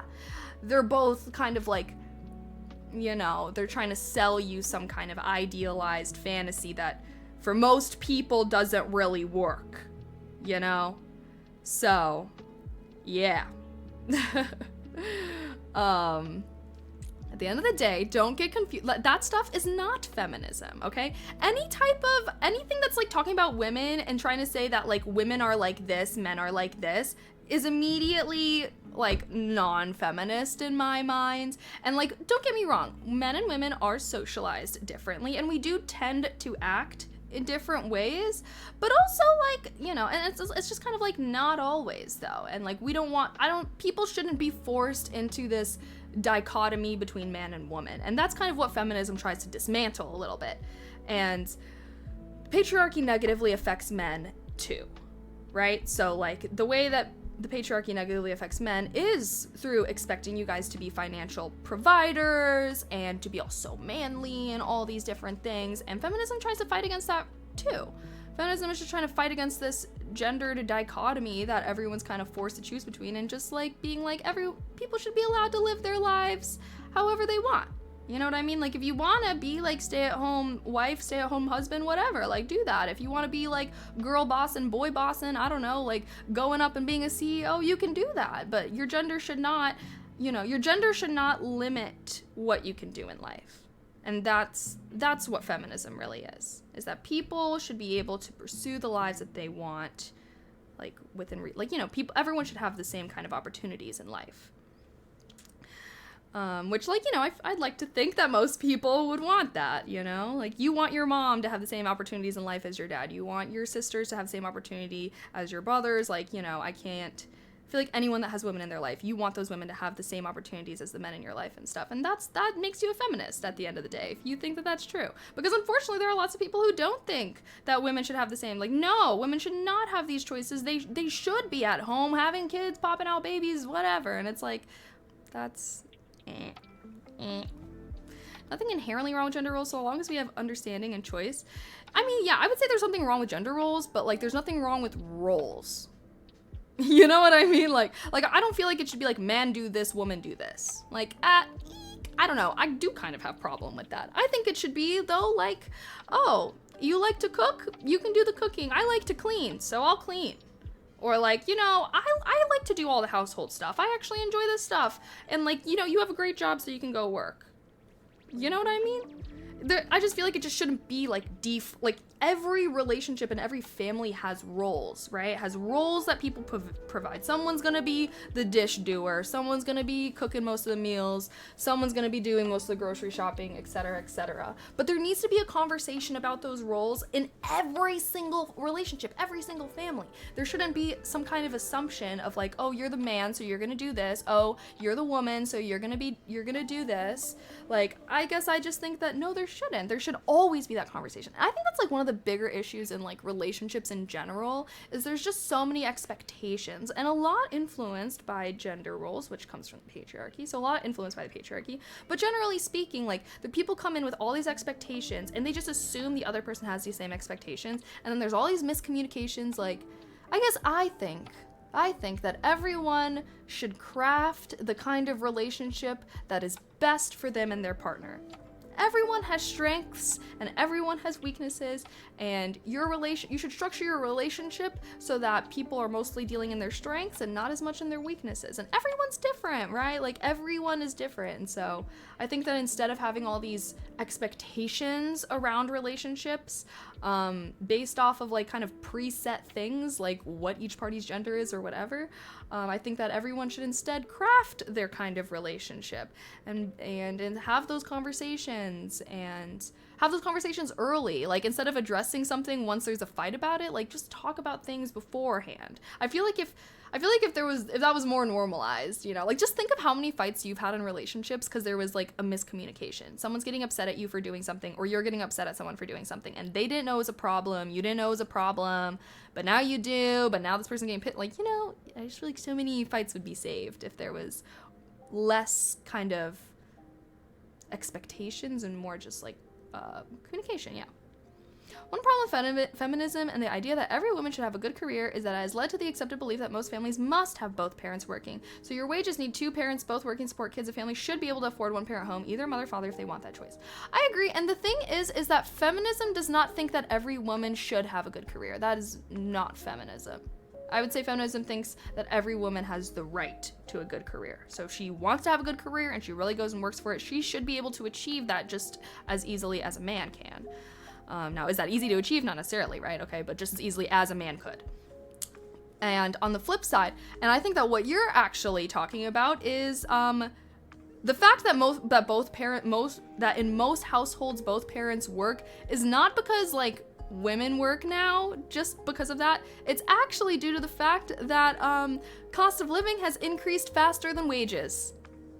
So families literally cannot live off of one income anymore. Not because, you know, like, yeah, like, that's just it. Like, I feel like you can literally look at any graph, look at the average salary, average wages compared to the average cost of a home or anything, and all cost of living, whether it's rent, groceries, anything, all of that stuff has risen much, much faster than wages and salaries have risen. And that is why most families need to have two working parents.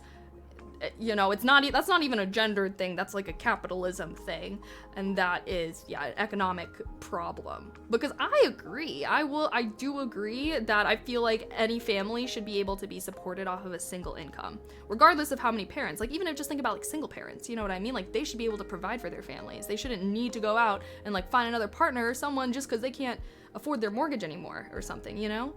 So yeah, that's a capitalistic economical issue, not a, feminism issue.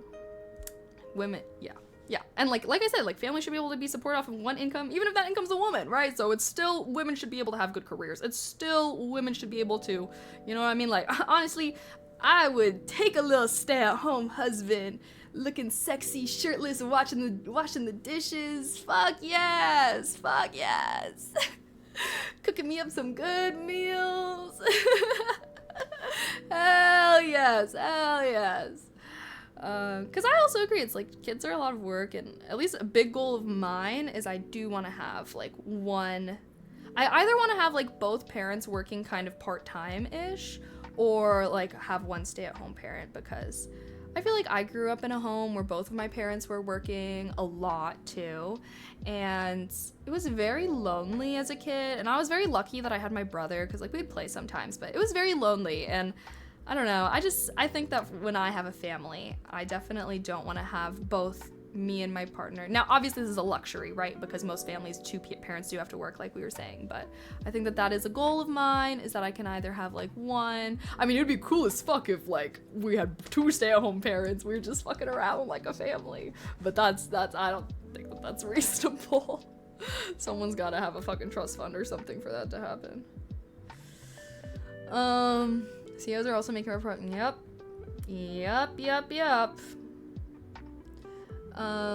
Everyone has exactly, yes.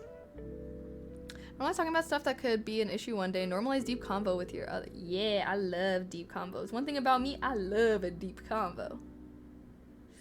Also, lack good role models for men today. You can preach about feminism until you're red in the face, but if men aren't listening, they aren't going to change. Yeah. No, definitely. I think, okay, let me think. Yeah, well, I don't even know if it's like lack of good role models per se. I mean, yes. But I just think that unfortunately certain corners of the internet have really targeted men in a bad way, and it makes me very sad. I feel like, I don't know. Because I feel like we were going in a good direction until like all the alpha male podcast stuff and like with the entertain, like all that stuff. Because it's like, I don't know, I felt like we were going in a good place, and then when all that stuff came out, now I'm just like, damn. Damn. I feel like that set us back a little bit. And now it's like, I don't even know how to conquer that. Like, I just genuinely don't know. Chat, do you have any solutions? I'm all ears. Any of the men in chat, do you feel like, I guess, because that's what I kind of think. I feel like a lot of the, you know, I guess toxic mindset that I feel like a lot of men have come from the content that they consume on the internet. Agree or disagree? I don't know. Although I guess, like, you know, that is, I guess that messaging can be taught from your family too. Like, you need to be a provider, you need to make money, you need to, your happiness doesn't matter, you just need to make money, blah blah blah. The solution is forced marriage. I don't know about that one. Again, food is turned into a luxury item. Oh my god, yeah, like those articles that were like, studies show young people blowing their money on groceries. Like, excuse my bitch. Kelly gonna have her husband mowing the lawn shirtless. Hell yeah, hell yeah. Titties out and jiggling, please. Oiled up, preferably as well. Agreed on the content on the internet influence how, yes. You have to ask yourself why it became popular in the first place. I mean, I know why. I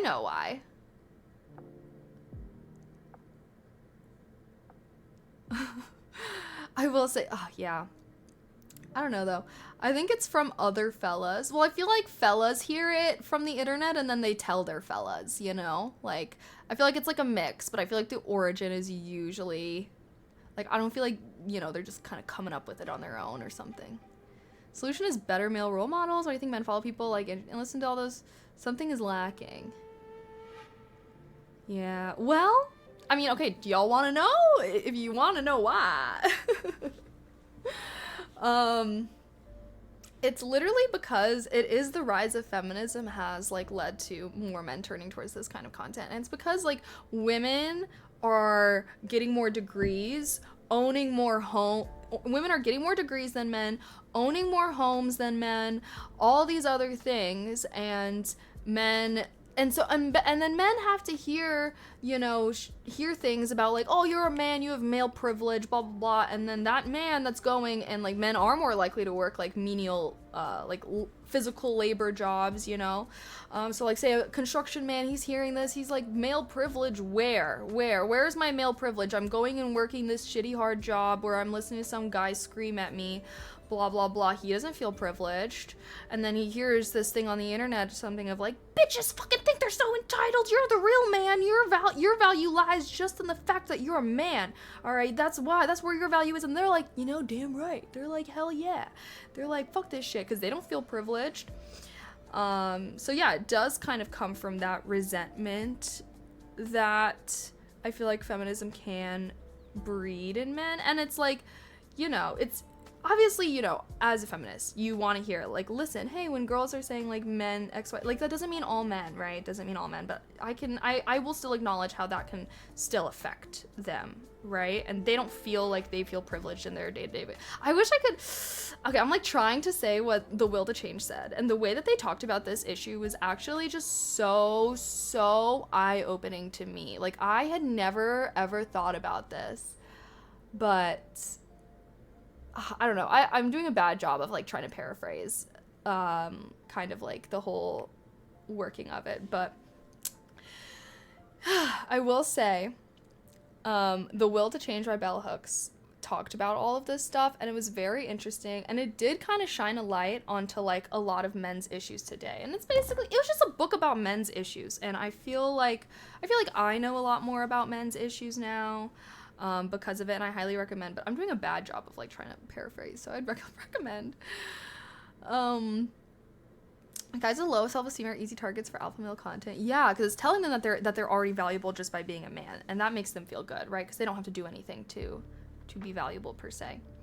Or responding to a market, lots of dudes want someone to blame for why their life sucks, and some people provide them an answer. Exactly. That you did a better job of trying to explain what I just did. Yeah, they want a reason. They want a reason why their life sucks, and we got these dudes coming along being like, it's women, they're the reason why. And then the dudes that have probably like been curved or something, and they got their female classmates outperforming them in class and shit, they're like, yeah, it is those fucking bitches. Now I'm gonna go to Walmart and get a gun. And then that's why we have a shooting epidemic. Not everyone's gonna be fortunate to be in the presence of a good male role model. And honestly, far idea, but at the same time, you have some ideas that are fundamental. Yeah, see, and that's the thing, is a lot of these male alpha podcasters, they do take some good messages and interweave their messages into those. And yeah, I just feel like the role model thing is hard though, because it's just like, I feel like you should get your role models from real life. You know what I mean? I feel like you should get your role models, and I guess the issue is like older men suck. Like a lot of older men suck. Like for all the patriarchal, I feel like as much as our generation has fought against patriarchal mindsets, like the older generation, like they still got a lot of that shit, right? Like they still got a lot of that shit. They still got they still got some of that traditional thinking. And so like I feel like how am I trying to phrase this? As misogynistic as modern day men are, I feel like older men are always going to be worse because feminism wasn't as prominent when they were living their life. Does that make sense?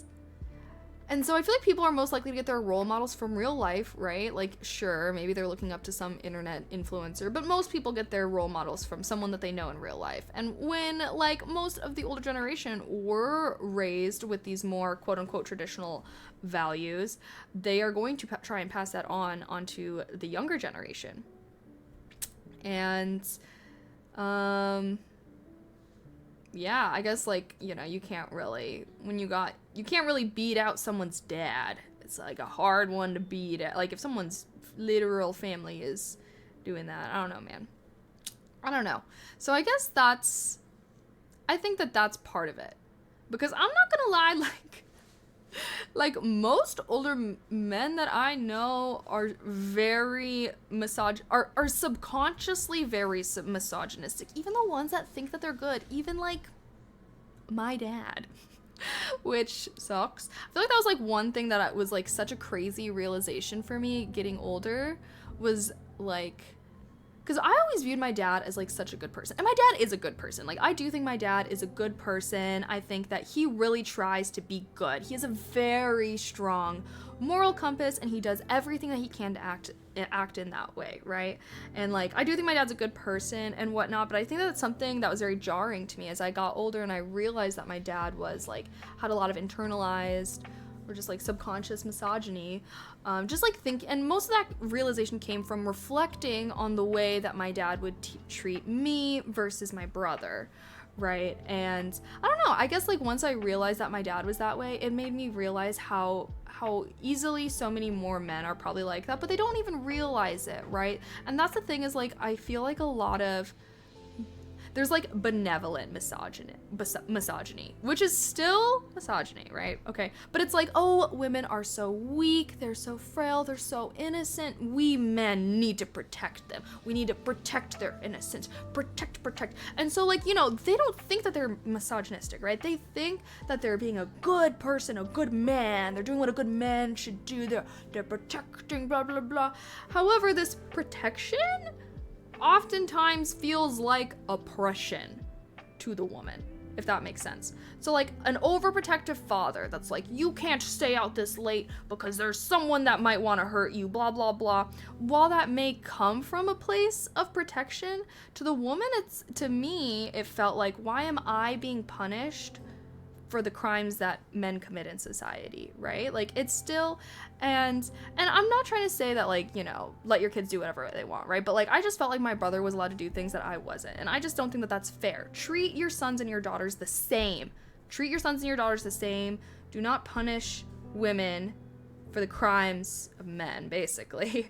And so, yeah, and I think that that's something that I think, yeah, that's really the heart of feminism, is like, men and women, like, you know, people should just be treated the same, should have the same rights, the same freedoms.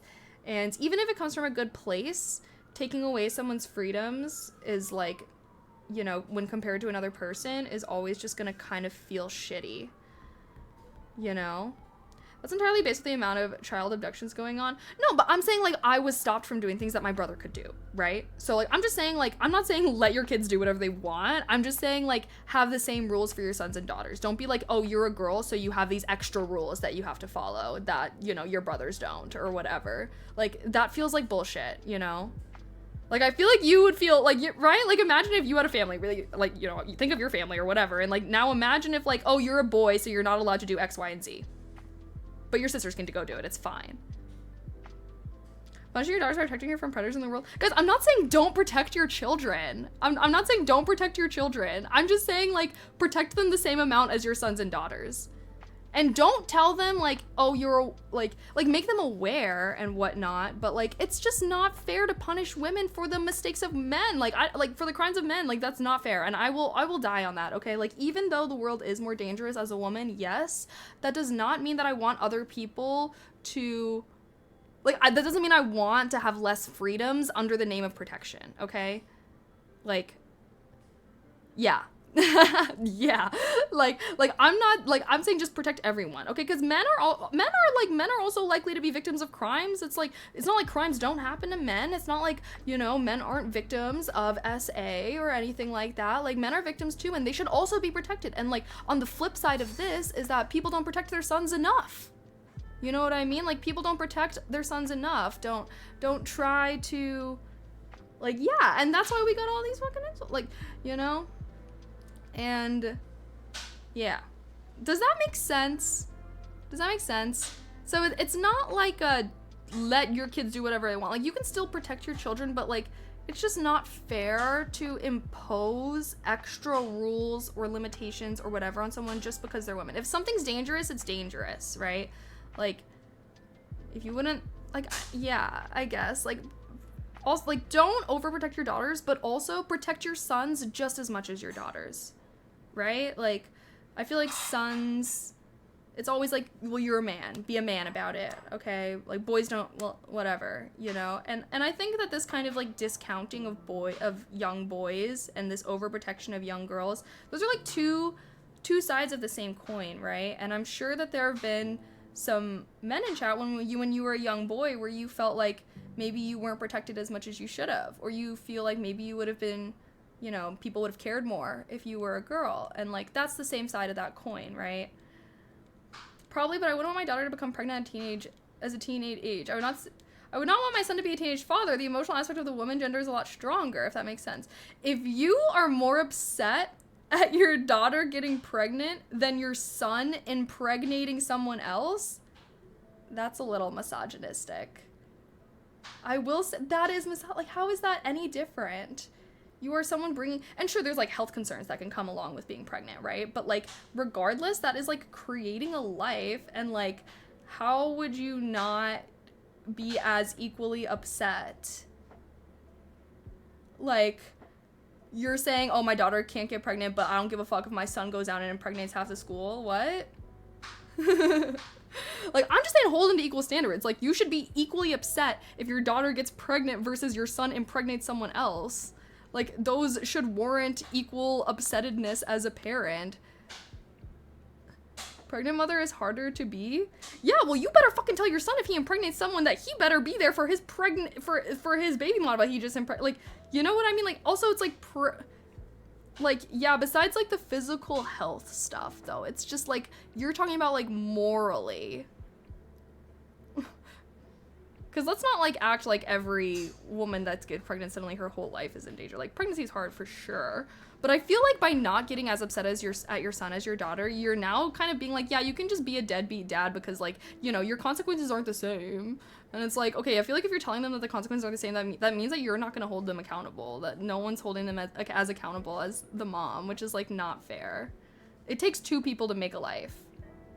And I guess that's something that I get annoyed at as well, is, like, it takes two people to make a life, so I don't know why there's always conversations about it kind of being the woman's fault or the woman's responsibility whenever that life is created.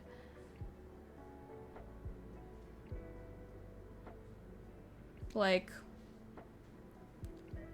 just because that woman is she's only carrying that life for 9 months also. After that, there's literally a baby. And she better not be the only, like, she's not the only one responsible for that baby. Like, that's, like, the pregnancy is only 9 months. Now you got 18 fucking years. So, you know, man or woman, like, you know what I mean? Like, either way, there is a child that needs to be taken care of.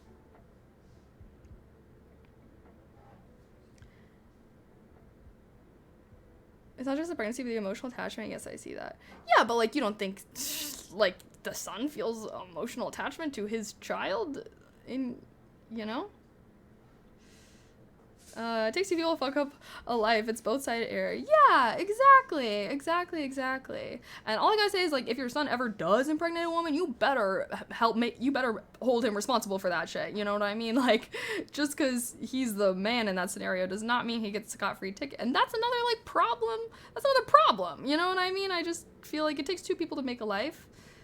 It's not just one. Just because one person's, like, physically carrying it to term, actually creating it from scratch, still takes two people. How I see it is I can hold my son to be accountable to be in their child's life and not the father of my daughter's children. I mean, I'm gonna be honest, like, if it's a teenage pregnancy, I feel like either way, yeet that bitch. Like, as long as like, I feel like,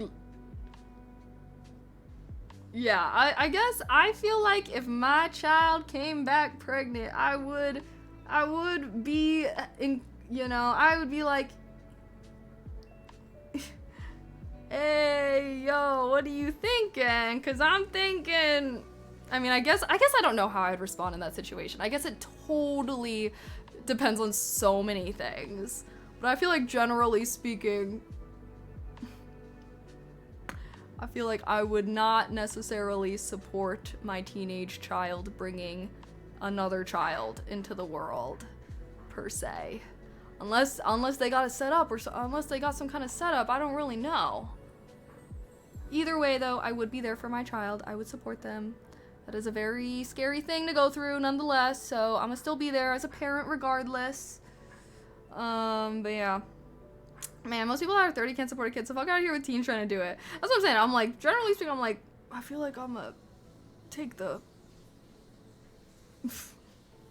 Be like, there's a pill we can just order online. Be here tomorrow. No dating until they're out of the house and pay their own bills. Yeah, that's how you get sneaky kids, okay? Strict parents make sneaky kids. Take it from me, an ex-sneaky kid. I feel like I never... Yeah, and then the minute I move out, I'm not doing any of that shit anymore. Do you think it would be wrong not to let your daughter walk alone at night, but let your son do it? Yeah. Yeah, I do. Well, because, like I said, like, sons can fall victim too. Like, someone can come and attack them. Someone can try and rob him. Someone can... And that's the problem. Like, that's the problem is people don't protect their sons like they protect their daughters. Like, I think that is a problem. And it makes me feel bad for all the, you know, male victims out there who maybe wouldn't have been victims if their parents would have held them to the same standards that maybe they hold their daughters to. Like, I guess, yeah. Like, I guess if that makes sense, like, there are lots of dangerous people out there in the world, lots of people who will attack someone. Like, it's not like every attacker is, like, a sexual assaulter or rapist, right? It's like there are people that will attack someone for money, will attack someone just because they fucking feel like it, you know? And there are dangerous people out there in the world, and I do think you should try to protect your kids from them, but make sure you protect your sons and your daughters. Don't... Probably is a lot lower. I'm not gonna lie, more of my male friends have been attacked at night than my, like, I don't know, I don't think any of my girlfriends have been robbed, but a few of my guy friends have. So, I don't know. I don't know about, I guess me personally, I will be protecting my sons just as much as my daughters. I'll be fucking fist fighting motherfuckers to the death for them. I don't know, I'm a fucking, alright? I don't give a fuck, son or daughter. I'm pulling up and protecting that motherfucker with all I got, okay? I'm not gonna be, well, statistically, honey, your sister's just more likely to get hurt than you, so, you know, go off and go do these dangerous things. Hell nah, bitch! I'm gonna get my daughter, I'm gonna get my son, and I'm gonna square up with whoever the fuck I need to, okay? I'm not gonna be just grabbing my daughter, but then, oh, my son, honey, you're a man, so why don't you fight this one off for us? I'm a woman, so you're the man here, you fight this off. Okay, that's actually such a great example, okay? We have a mother, we have a daughter, and we have a son, okay? Now, the feminist mother is gonna take both of her children behind her, and she's gonna square up herself, all right? The misogynist mother is gonna grab her daughter and be like, son, you go fight. I'm imagining 2 children, by the way. 8-year-old son's like, all right, I guess I'm a man now. Anywho, that was a bit of a theatrical demonstration. I just feel like, I don't know. I just feel sad for all the little boys that I feel like are just thrown out into the world and told to be a man about it, and then they're not. Like, little boys are children too. They should also be protected. There's also people that want to harm them. There's also people that want to, like, assault them, you know, and they deserve to be cared about. They deserve to be protected too, like. Kids became like Pokemon. Hey, son, go! Yeah, I've been robbed. Someone asked me for my bus fare when I went to my wall and they pulled out a knife. Oh my god, see, that's so scary. Like I said, like, men can be victims too. It's not like every perpetrator is just trying to, some creepy rapist, right? Like, there are people that, yeah.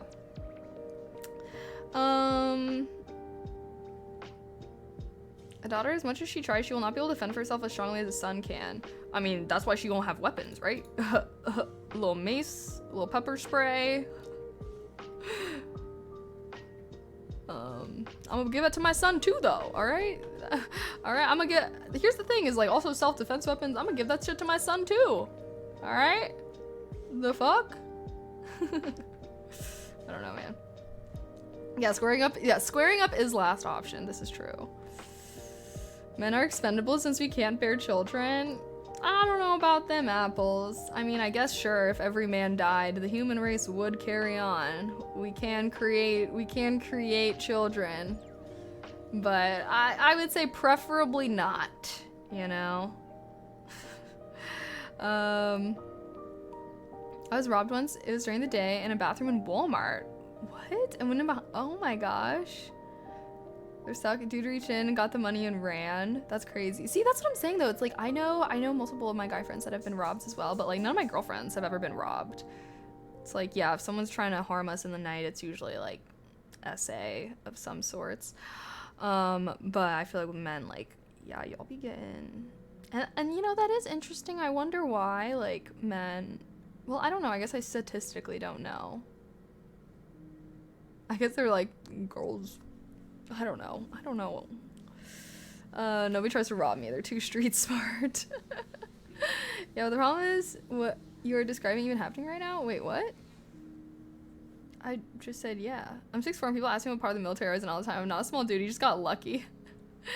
Yeah, no. I don't know. All I gotta say is I will continue to advocate for people to treat their sons and their daughters the same. Protect your sons less, protect your sons more, and restrict your daughters less. There is a good way to go about it, but regardless, love and care for your children. There are evil people out there, and that sucks. Let's get rid of them, one by one. One square up at a time. Don't get kids, get pets. Fair. Fair enough. Mochi is a very great son to me. Love him. Love him, love him. Did we decide what game I'm playing? I just realized. Did we decide? I feel like we did not decide. Oh shit, someone just donated $100 to Lo-Fi Hip Hop Radio, girl. What happened to her playing Fallout? People said they didn't really want to watch me play Fallout 4. And that's the one I want to play. I wasn't planning on gaming tonight. Been having a rough weekend. Rough past few days. I'm really attempting to bounce back, but I was thinking about this and I was like, maybe I should just start like streaming first thing. Not first thing, but like go live at like 11 a.m. That'd be terrible. And like go live before my daily habits. It's just, I don't know, man. Okay. What game should we play next? World of Warcraft. Fallout 4. Wait, maybe I should do this poll on Twitter. So that way people can vote.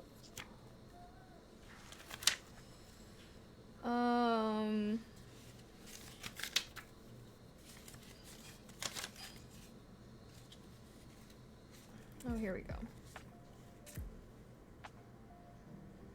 Last of Us, Detroit Become Human.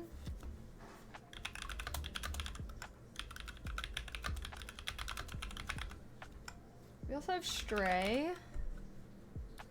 What do you guys think?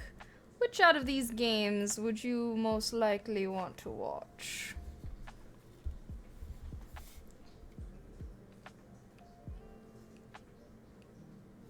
Have I checked out Persona? No, what's that? Is it on Steam? Oh no, my Steam is updating. Oh, I forgot people wanted Red Dead Redemption 2. You start streaming this time regularly. You've gone earlier and earlier over the years. I know. Well, in a perfect world, I would stream early so that way I can still go out and do shit at night or in the evening. I want to get to basically I want to be streaming early enough that I could like semi-consistently grab dinner with friends if I wanted to. Someone said Persona. Is that a popular game? I feel like I've never heard of that. $70?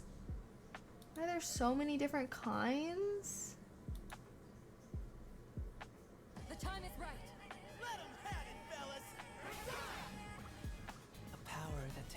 many forms. Might even prove to be your salvation, depending on where you end up. Shadows are getting even more powerful. We need to get stronger too.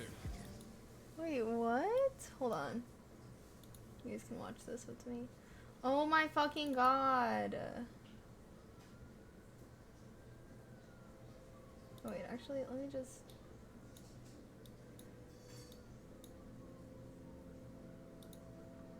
My persona represents the strength of my heart. And from here on, my heart will never falter. Maybe we really are like heroes of justice. The dark hour is horrifying to think about, isn't it? But our persona's awakened, and we're here now. Please, we need your help. We'd like you to lend us your strength. All right, let's head inside. Are you ready, leader?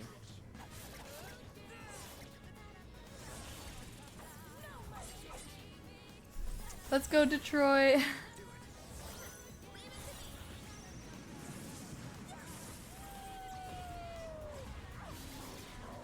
Those who set foot in the Velvet Room. This are guy looks all like a destined to freak. embark on a Ew. journey of self-discovery.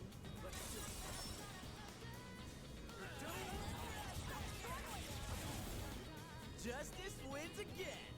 Mission complete. This kind of reminds me of like Genshin Impact a little bit. Okay, wait, I think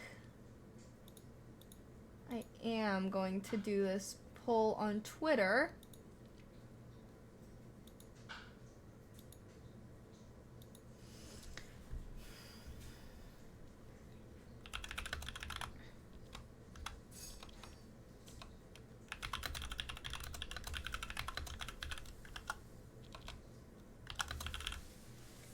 Okay.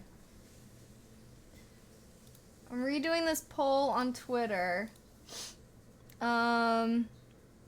Detroit won? Okay, yeah, I do really like that game. I'm gonna put that one in. Detroit Become Human. Last of Us. Wait, what even were the results?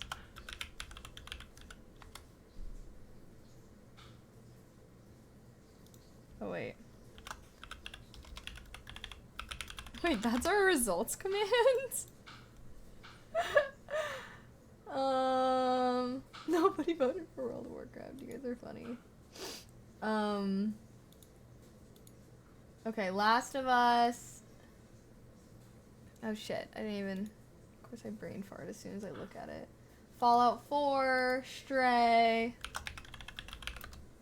Wow.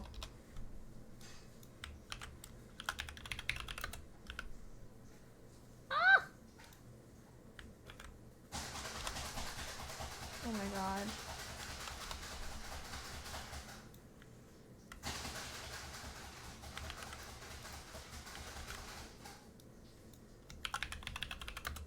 Okay, Fallout 4. And then, what? Someone said Red Dead Redemption? Hold on.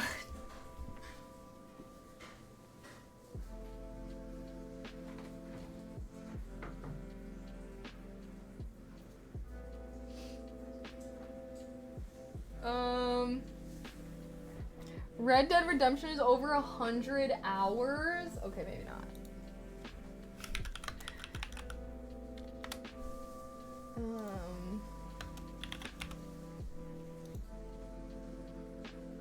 Yeah, it says, well, it says 50 hours.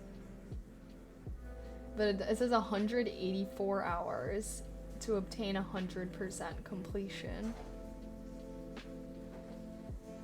Okay, well, what do you guys think between Stray and Red Dead Redemption? I'll let you guys... Okay, you guys will choose what the fourth option in my poll should be. So we have Fallout 4, Last of Us, Detroit Become Human, and I get one more fourth option. So what should the fourth option be? It can either be Stray or Red Dead Redemption. Stray, I feel like we might be able to complete in like 1 or 2 streams because it's only it's like 6 hours or something. Cyberpunk is way too many hours, Lamar. I feel like that one maybe at another time. Maybe when I'm a little more degen mood. I don't want to have to be no-lifing, basically. I want to play a game that I don't have to no-life to get through in a reasonable amount of time. Well, this game was kind of longer. That's why I feel like these games are a little shorter. That's why I chose them. You'll turn into a 10-hour playthrough. I do. That's because I like to do everything. I feel like I need to stop being like that, though, if I want to be able to get through games quicker. 100 hours isn't that long, though. I mean, I feel like it's not that long if I were to be gaming every day, but I feel like since I normally only do, like, 2 gaming streams a week, like, I feel like if I was just, like, one of those streamers that just streamed every day, like, and just gamed every day, I feel like I would get through games a lot faster, but I don't know if you guys would like it if I just turned into a gaming streamer all the time. I feel like I try to keep a good variety alive, just because, I don't know, I guess I feel like that's how I grew, that's how I don't know, I assume that you guys like the variety.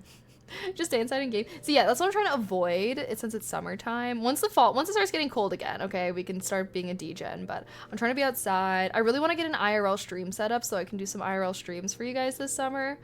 I still have to do a little bit of research into that.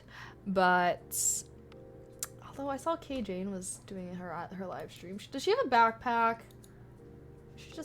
I think I DM'd her one time. But her streams look so good. I think she uses her actual camera. Her, like, DSLR camera. I just need to figure that out. I feel like I don't know. I want an IRL stream that looks this fucking good. Damn. I'm just really in between getting a phone or a backpack, guys. I feel like I was just planning on getting a phone, but every time I find a streamer who, like, actually has really good IRL streams, they always, like, have a legitimate backpack.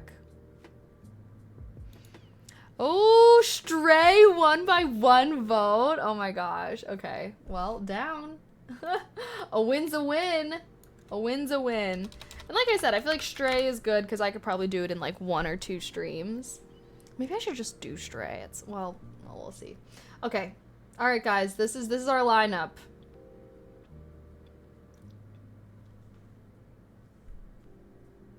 Alrighty. Post. Now, okay, guys. Go do a real vote. This poll is gonna be up for 1 week on Twitter, so hopefully that makes it so more people can vote. And that way, just in case, you know, people aren't here or something. A girl wants to trust grass. Yeah. Well, hopefully I get some good travel content for you guys. I'm trying to revive my TikTok. So I'm hoping to make some more. I just want to make more short form content in general, though. Even if I don't post a TikTok, I want to try and do some more Instagram reels and whatnot. I feel like with traveling, I don't know. I feel like I like to travel. I like traveling. I feel like I travel a decent amount. I definitely want to be traveling more. And so I just really want to try and make some more travel content. I want to make some more, like, short form content since I know not everyone watches my vlogs. So maybe, like, I don't know, experiment with different kinds of travel content I can do besides just my vlogs that I normally do. So I don't know. But even, like, doing stuff in the city, I want to try and do more, like, I don't know, like TikTok, Instagram reels where I'm like, oh, like, come with me to try out this restaurant. Here's what I got. Here's, you know, what I thought of it. All that jazz. Backpack because I do IRL all the time. Is it worth to IRL once a month? That's true. But see, I feel like I would IRL a decent amount this summer.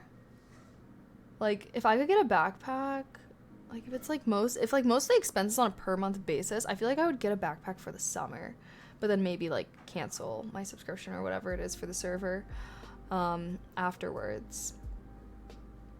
But I feel like if I had an IRL setup, I mean, I would definitely do it more. I feel like the only reason why I don't do IRL streams is literally because every time I do, it's just very frustrating. I feel like I don't know, I'm always like having tech problems. It's always really laggy. It's just like not a vibe really.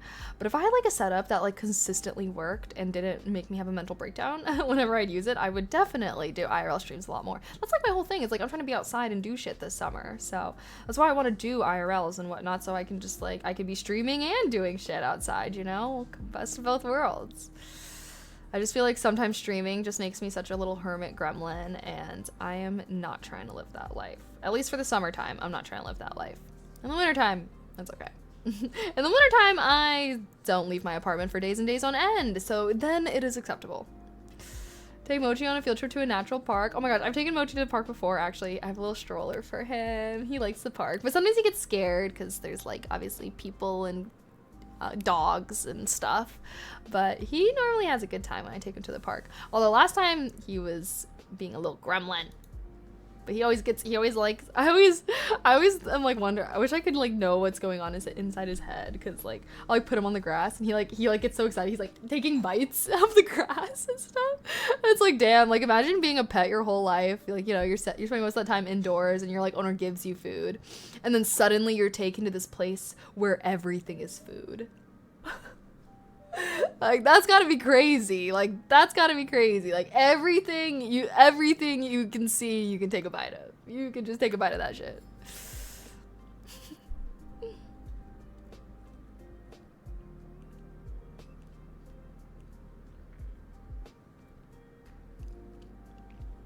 What's the cost per month of one of those backpacks?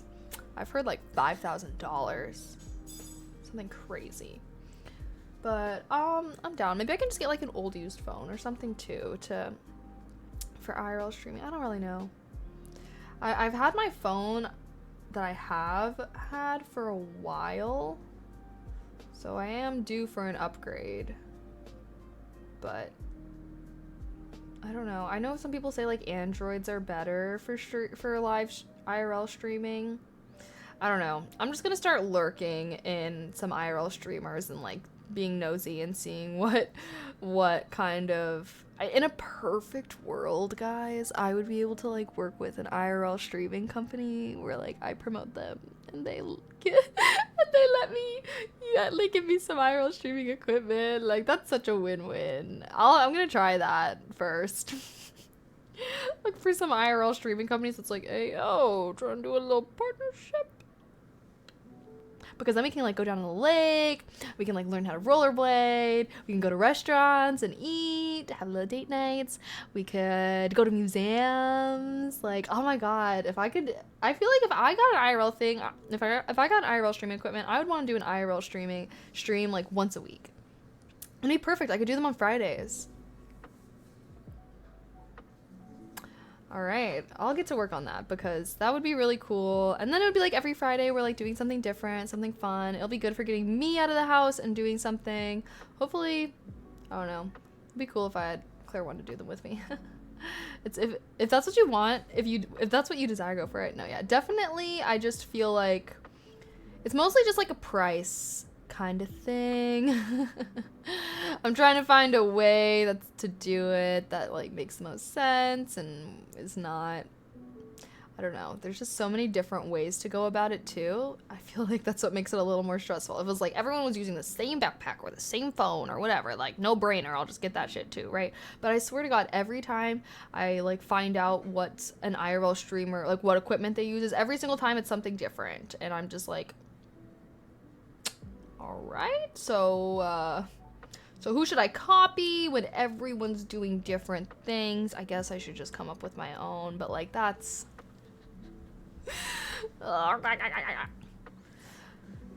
we'll see. Maybe I'll message K Jane again because I feel like her streams look really good since she uses her actual, but I know she like actually has a backpack. I'm like, should I try a phone first? What if I get a phone? What if I get a whole ass streaming phone and like it still doesn't really fucking work?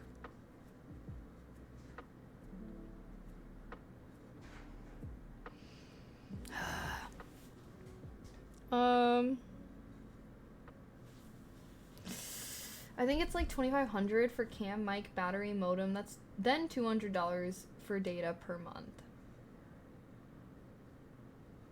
Damn. Well, I have a camera. I have this camera. It would mostly be like the battery modem thing. I don't really know. Because I've been wanting to get like a work phone, like for content creation, like have a whole separate phone. Because I feel like right now I just have my one phone and I use, this is like my phone, but also I use it to like film, to like, I don't know. I just feel like I'm on my phone. Like I want to have a better, you know, separation between work and life. So I'd want to get like a work phone where I can like have all my content creation stuff. I can use it to film. I can, you know, have a whole different thing for that. So I've been wanting to do that, so I don't know. I think I will. I'm just like, should I get an Android? What kind of Android? I don't know shit about Androids. Rawr. Well, I think iPhones are still hands down better for selfie type things. See, that's what I was thinking too. I was like, I heard Androids are better for like IRL streaming, but I'm like, if I want to be using it for pictures and recording and stuff as well, I don't really know. Like, or you want one with better camera quality? I mean, I just wanted to have like good camera quality. I mean, I like the iPhone camera quality. Like, I feel like I would get an iPhone if it was like, I knew that it was also good at IRL streaming. Like, why are Androids better at for IRL? Like, I've never, like, why? Like, what about the Android is... I mean, I do know that there are people who stream off of iPhone, do IRL streams off of iPhones. Claire's phone is an iPhone, and we've done some IRL streams off it, and hers works pretty well.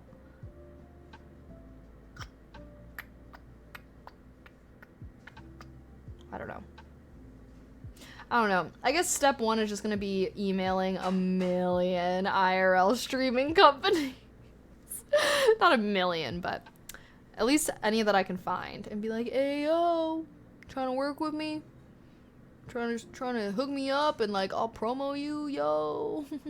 It'll be real good. I'll shoot some content for you, UGC style, bro. You can put it on your website. Come on now. I feel like some companies gotta be down. Come on now. I'll make great content for you. I swear.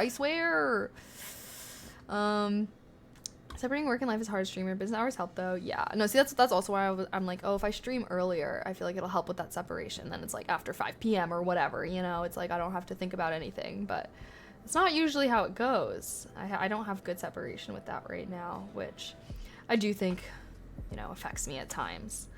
So striving for that can always be better though. If you want to go for camera quality, get the 15 Pro or Samsung Galaxy S24 Ultra. It's supposed to have the best camera quality according to the Android tech experts. Ooh. I mean, it doesn't need to be anything crazy because I have my camera at the end of the day. I do have my camera. So if I'm like trying to take like a good ass picture or a good ass video, I have my camera for that. So I wouldn't necessarily say it's like the camera aspect that I'm the most concerned about. It's more so just like no lag while IRL streaming. Like, I don't know why. I don't know. Androids are better iPhone. Only superior about the iPhone is in-app cameras. It's about their algorithms, not the camera quality. Android is better in every way, but Apple markets their stuff to simpletons. This is what I've heard. Yes. I've seen the 15's Pro's professional picture quality from real estate sales people, and they look great. Oh. Who wouldn't strike a mutual? That's what I'm saying. I'm like, it could be a win-win. Like, it could be a win-win. And then I'll give it back at the end of the summer. Right? I'm like, okay, me, you, 3-month contract, all right? Stream with your equipment and promote you once a week. I additionally film some UGC content of me holding the backpack, whatever, stuff that you can use on your website, all right? And then at the end, I'll give it back. I'll give it all back. You really want. Although it'd be really way cooler if I could keep it. But I'm like, that seems like if I was an IRL company, me personally, if I was the CEO of an IRL streaming company, I would accept that deal. You want something not too expensive and no lie, I recommend the iPhone SE. It's cheaper, like $400 total if you need just service quality. It's primarily the carrier's tower than the iPhone. I see. What's a good carrier? What does Ginny use? Does anyone know? Anyone know what Ginny uses? Because I've fucking seen this girl stream from the bottom of the ocean. I've seen this girly pop literally stream herself in the ocean scuba diving with sharks. So what the fuck is she using? Cause she gotta be using the best shit out there. Alright, well, I'm sitting at the local cafe having a buffer every 10 seconds. Homegirl can stream from the bottom of the ocean with perfect connection. So I'm sure she spends 5 figures. Probably true. Every hour streamer wants them. They ever sell any backpacks? Okay, I'm better than everyone. That's why they should work with me. Just kidding. Just kidding. Jokes, jokes, jokes, jokes. So wait, but does she use a phone? Does she have a backpack or a phone? Does anyone know? Backpack or phone?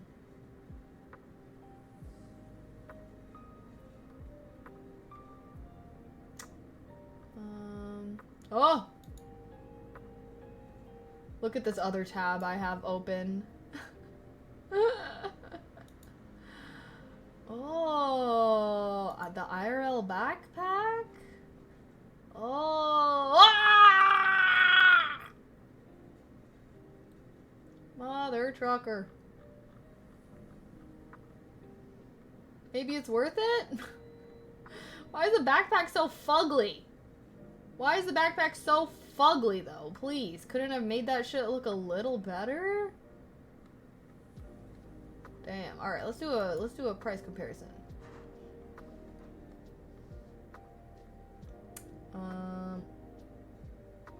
Why'd they make these price in the lightest color font possible? Okay, how do I see? Y'all don't have like a pack or something? Oh, what? What is this? IRL Plus products? Hold on. What? This is a website? I'm so confused right now. Where's like the actual thing?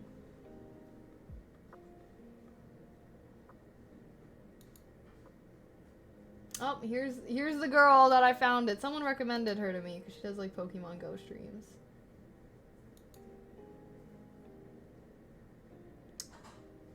"3D printing." Oh. Huh. Okay, seems like this other website is a little better. Wait, her backpack is cool. Wait, this backpack looks way better. Look at that shit. That looks good.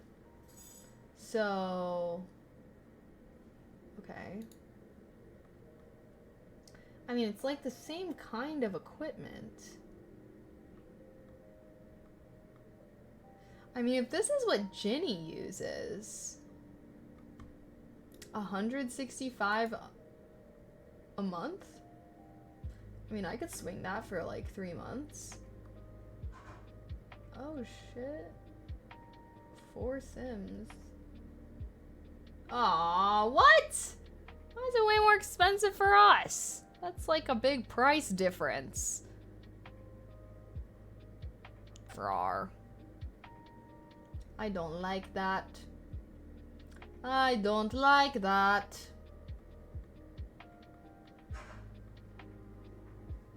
Should I just say fuck it, guys, and drop some bans on a little IRL setup? That might be good at forcing me to... Damn, but I'm also... Damn. It would be good at forcing me to do more IRL streams.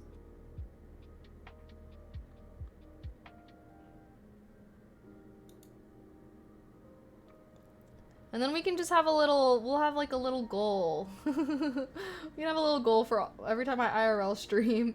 Please, please, dono goal to support this expensive purchase. I mean, IRL streams just seem so fun. Like, I would love to do IRL streams a lot. I'm like, if people were really fucking with it, I feel like I would do IRL streams pretty often. I like going outside, even just like going on walks. Because, like, we could literally just do this, right? Like, what we do on stream. Except I could be, like, sitting outside in the sun. We could, like, go walk by the lake or something.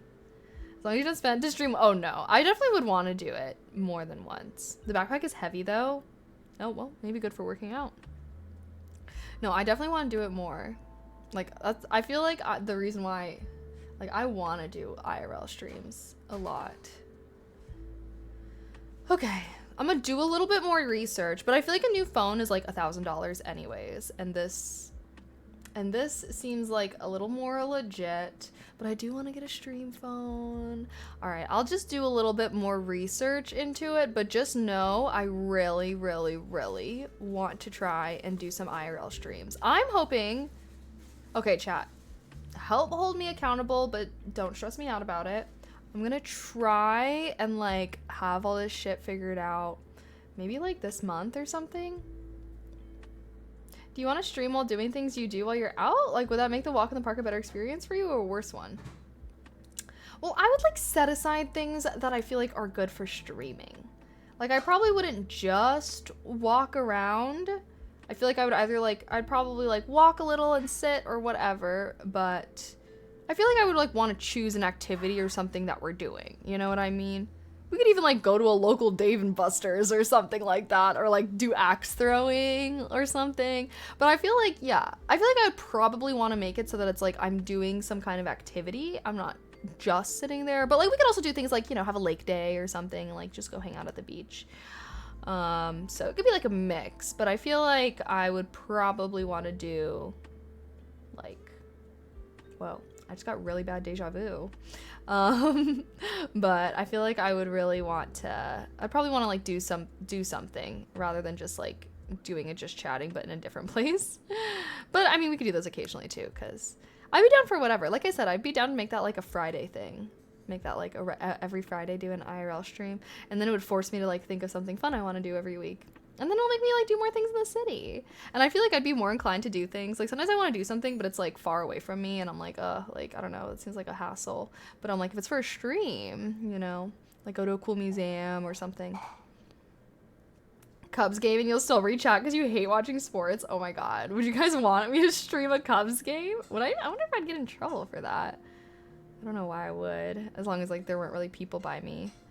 My buddy Mega Movie Lord has a sickest IRL setup. If you want to check his channel or DM me, he'll give you all the info. Is that his username on Twitch?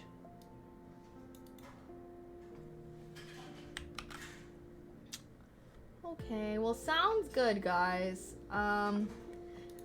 Well, in the meantime, oh, let's see how this is doing. Oh, Fallout 4 is winning. What? Well, guys, go vote in my Twitter poll if you want to influence what game we're going to play on stream next. We already got 99 votes, so I feel like this poll will be a little bit more representative of the community. And I'll really work on doing some more research into this IRL stuff. I feel like I've just been having some, I don't know, I've just been having shit going on.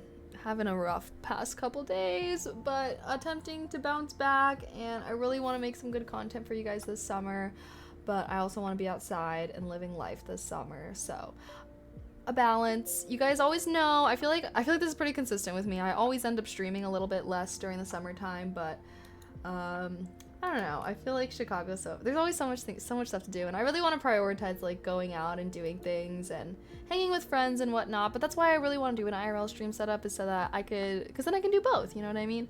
But yeah, trying to be outside and touch grass this summer. So sorry if I don't know, not on my A game when it comes to streaming. But I'm trying my best to rebound. Okay, guys. Hopefully our next game that we play is really fun. I think that'll be good. I feel like whatever we decide as the next game, we will probably play it on Thursday. Alrighty. So whatever wins, well, actually we'll see. I guess I made the poll be a week.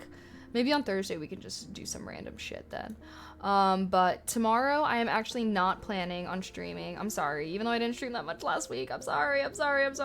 But I made some plans with one of my friends that doesn't live in the city, is actually in town, and she wanted to hang out, and I was like, she asked me about Tuesday, and I was like, I normally stream on Tuesdays, but I will cancel it for you, considering I never get to see you anymore. So, seeing a friend I haven't seen in a while tomorrow, it'll be good. Oh, you guys know her. It's Maddie. It's Maddie, my old roommate.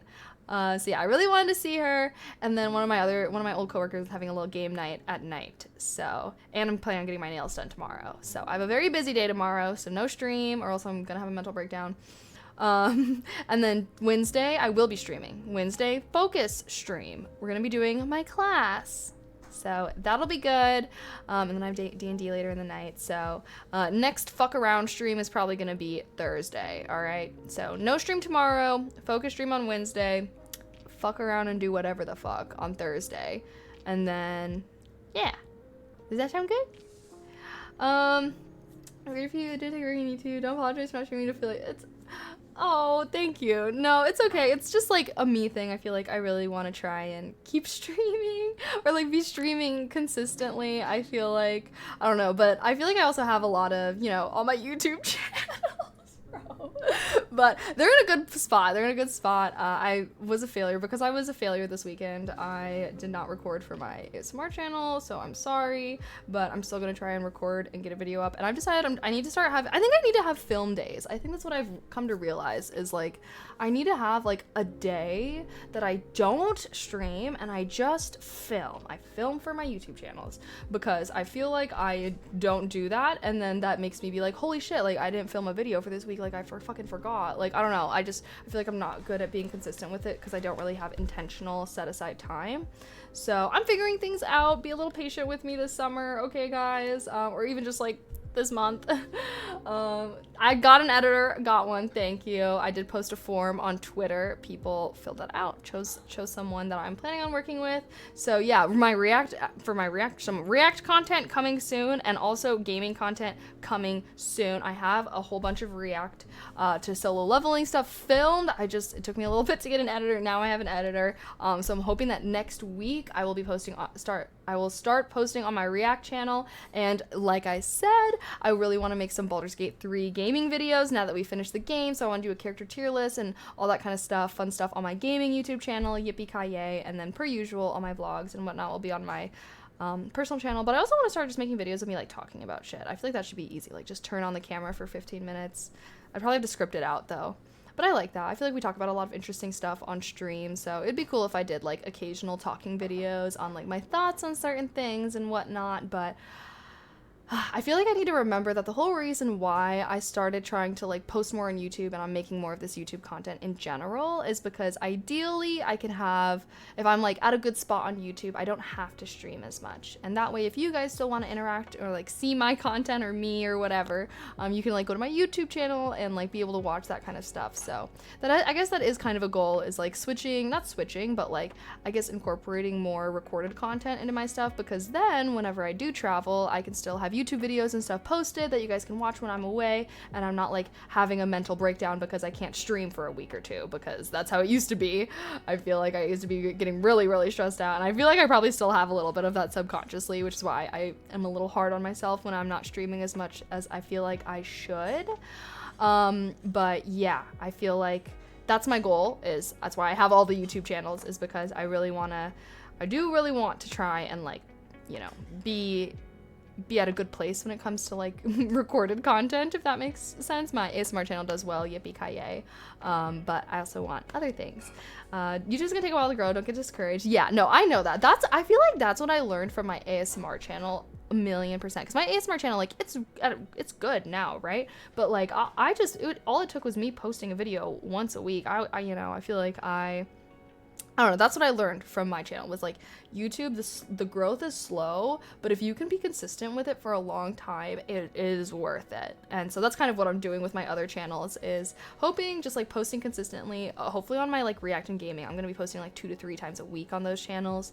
And hopefully, as long as I just keep posting on those channels, they'll grow. And who knows, in a year or two from now, hopefully they're like doing decent. If one of my channels just like, 2 years in, it's no one's fucking watching it, it's like, all right, I can leave this one in the dust.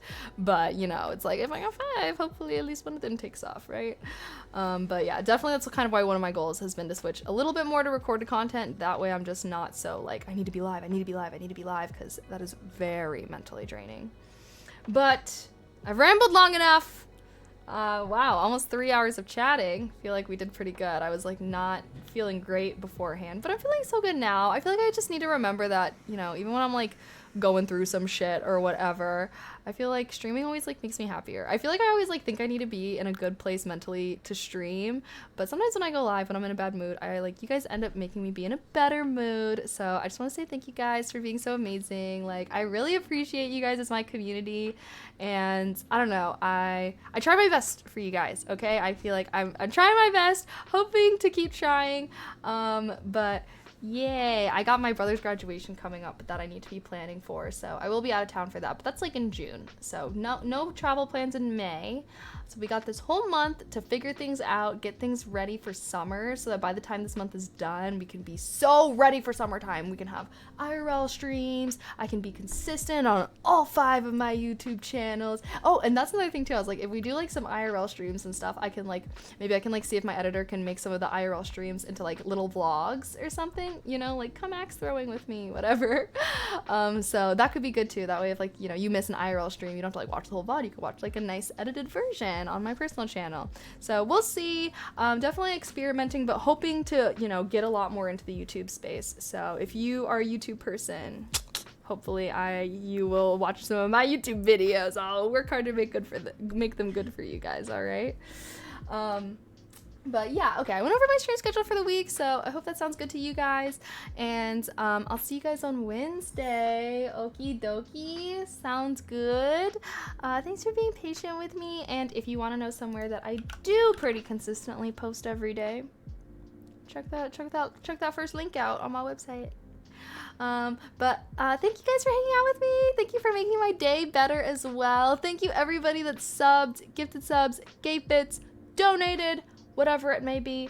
I am trying to push a little bit more for Partner Plus, although I'm doing a bad job at that.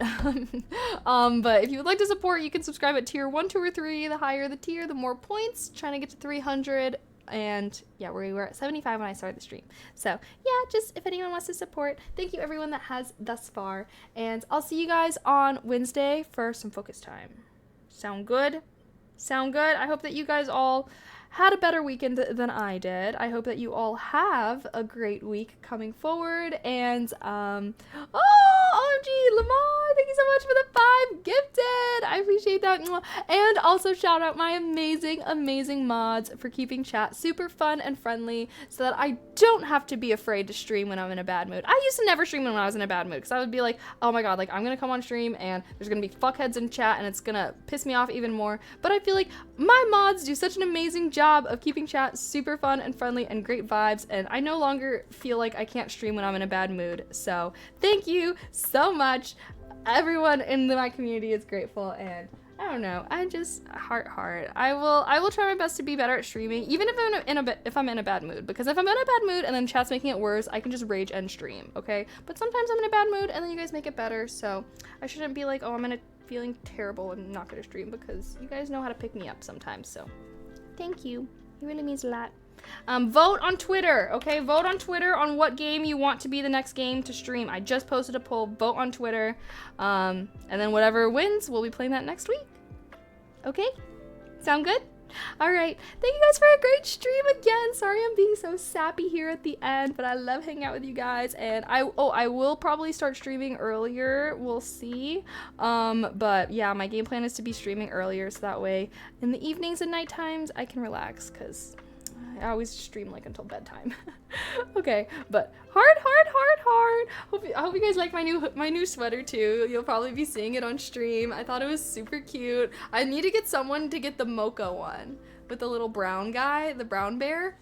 There's like, I don't know, there's like a little matching one of this, and I'm like, I need to convince someone to get the matching one with me. Maybe Claire, and then we can do a stream with them together. We'll be matching. Okay, heart. Thank you guys again for everything, and I'll see you on Wednesday. Okay, thanks for being amazing and always cheering me up. Okay, I'll stop being cheesy. Bye.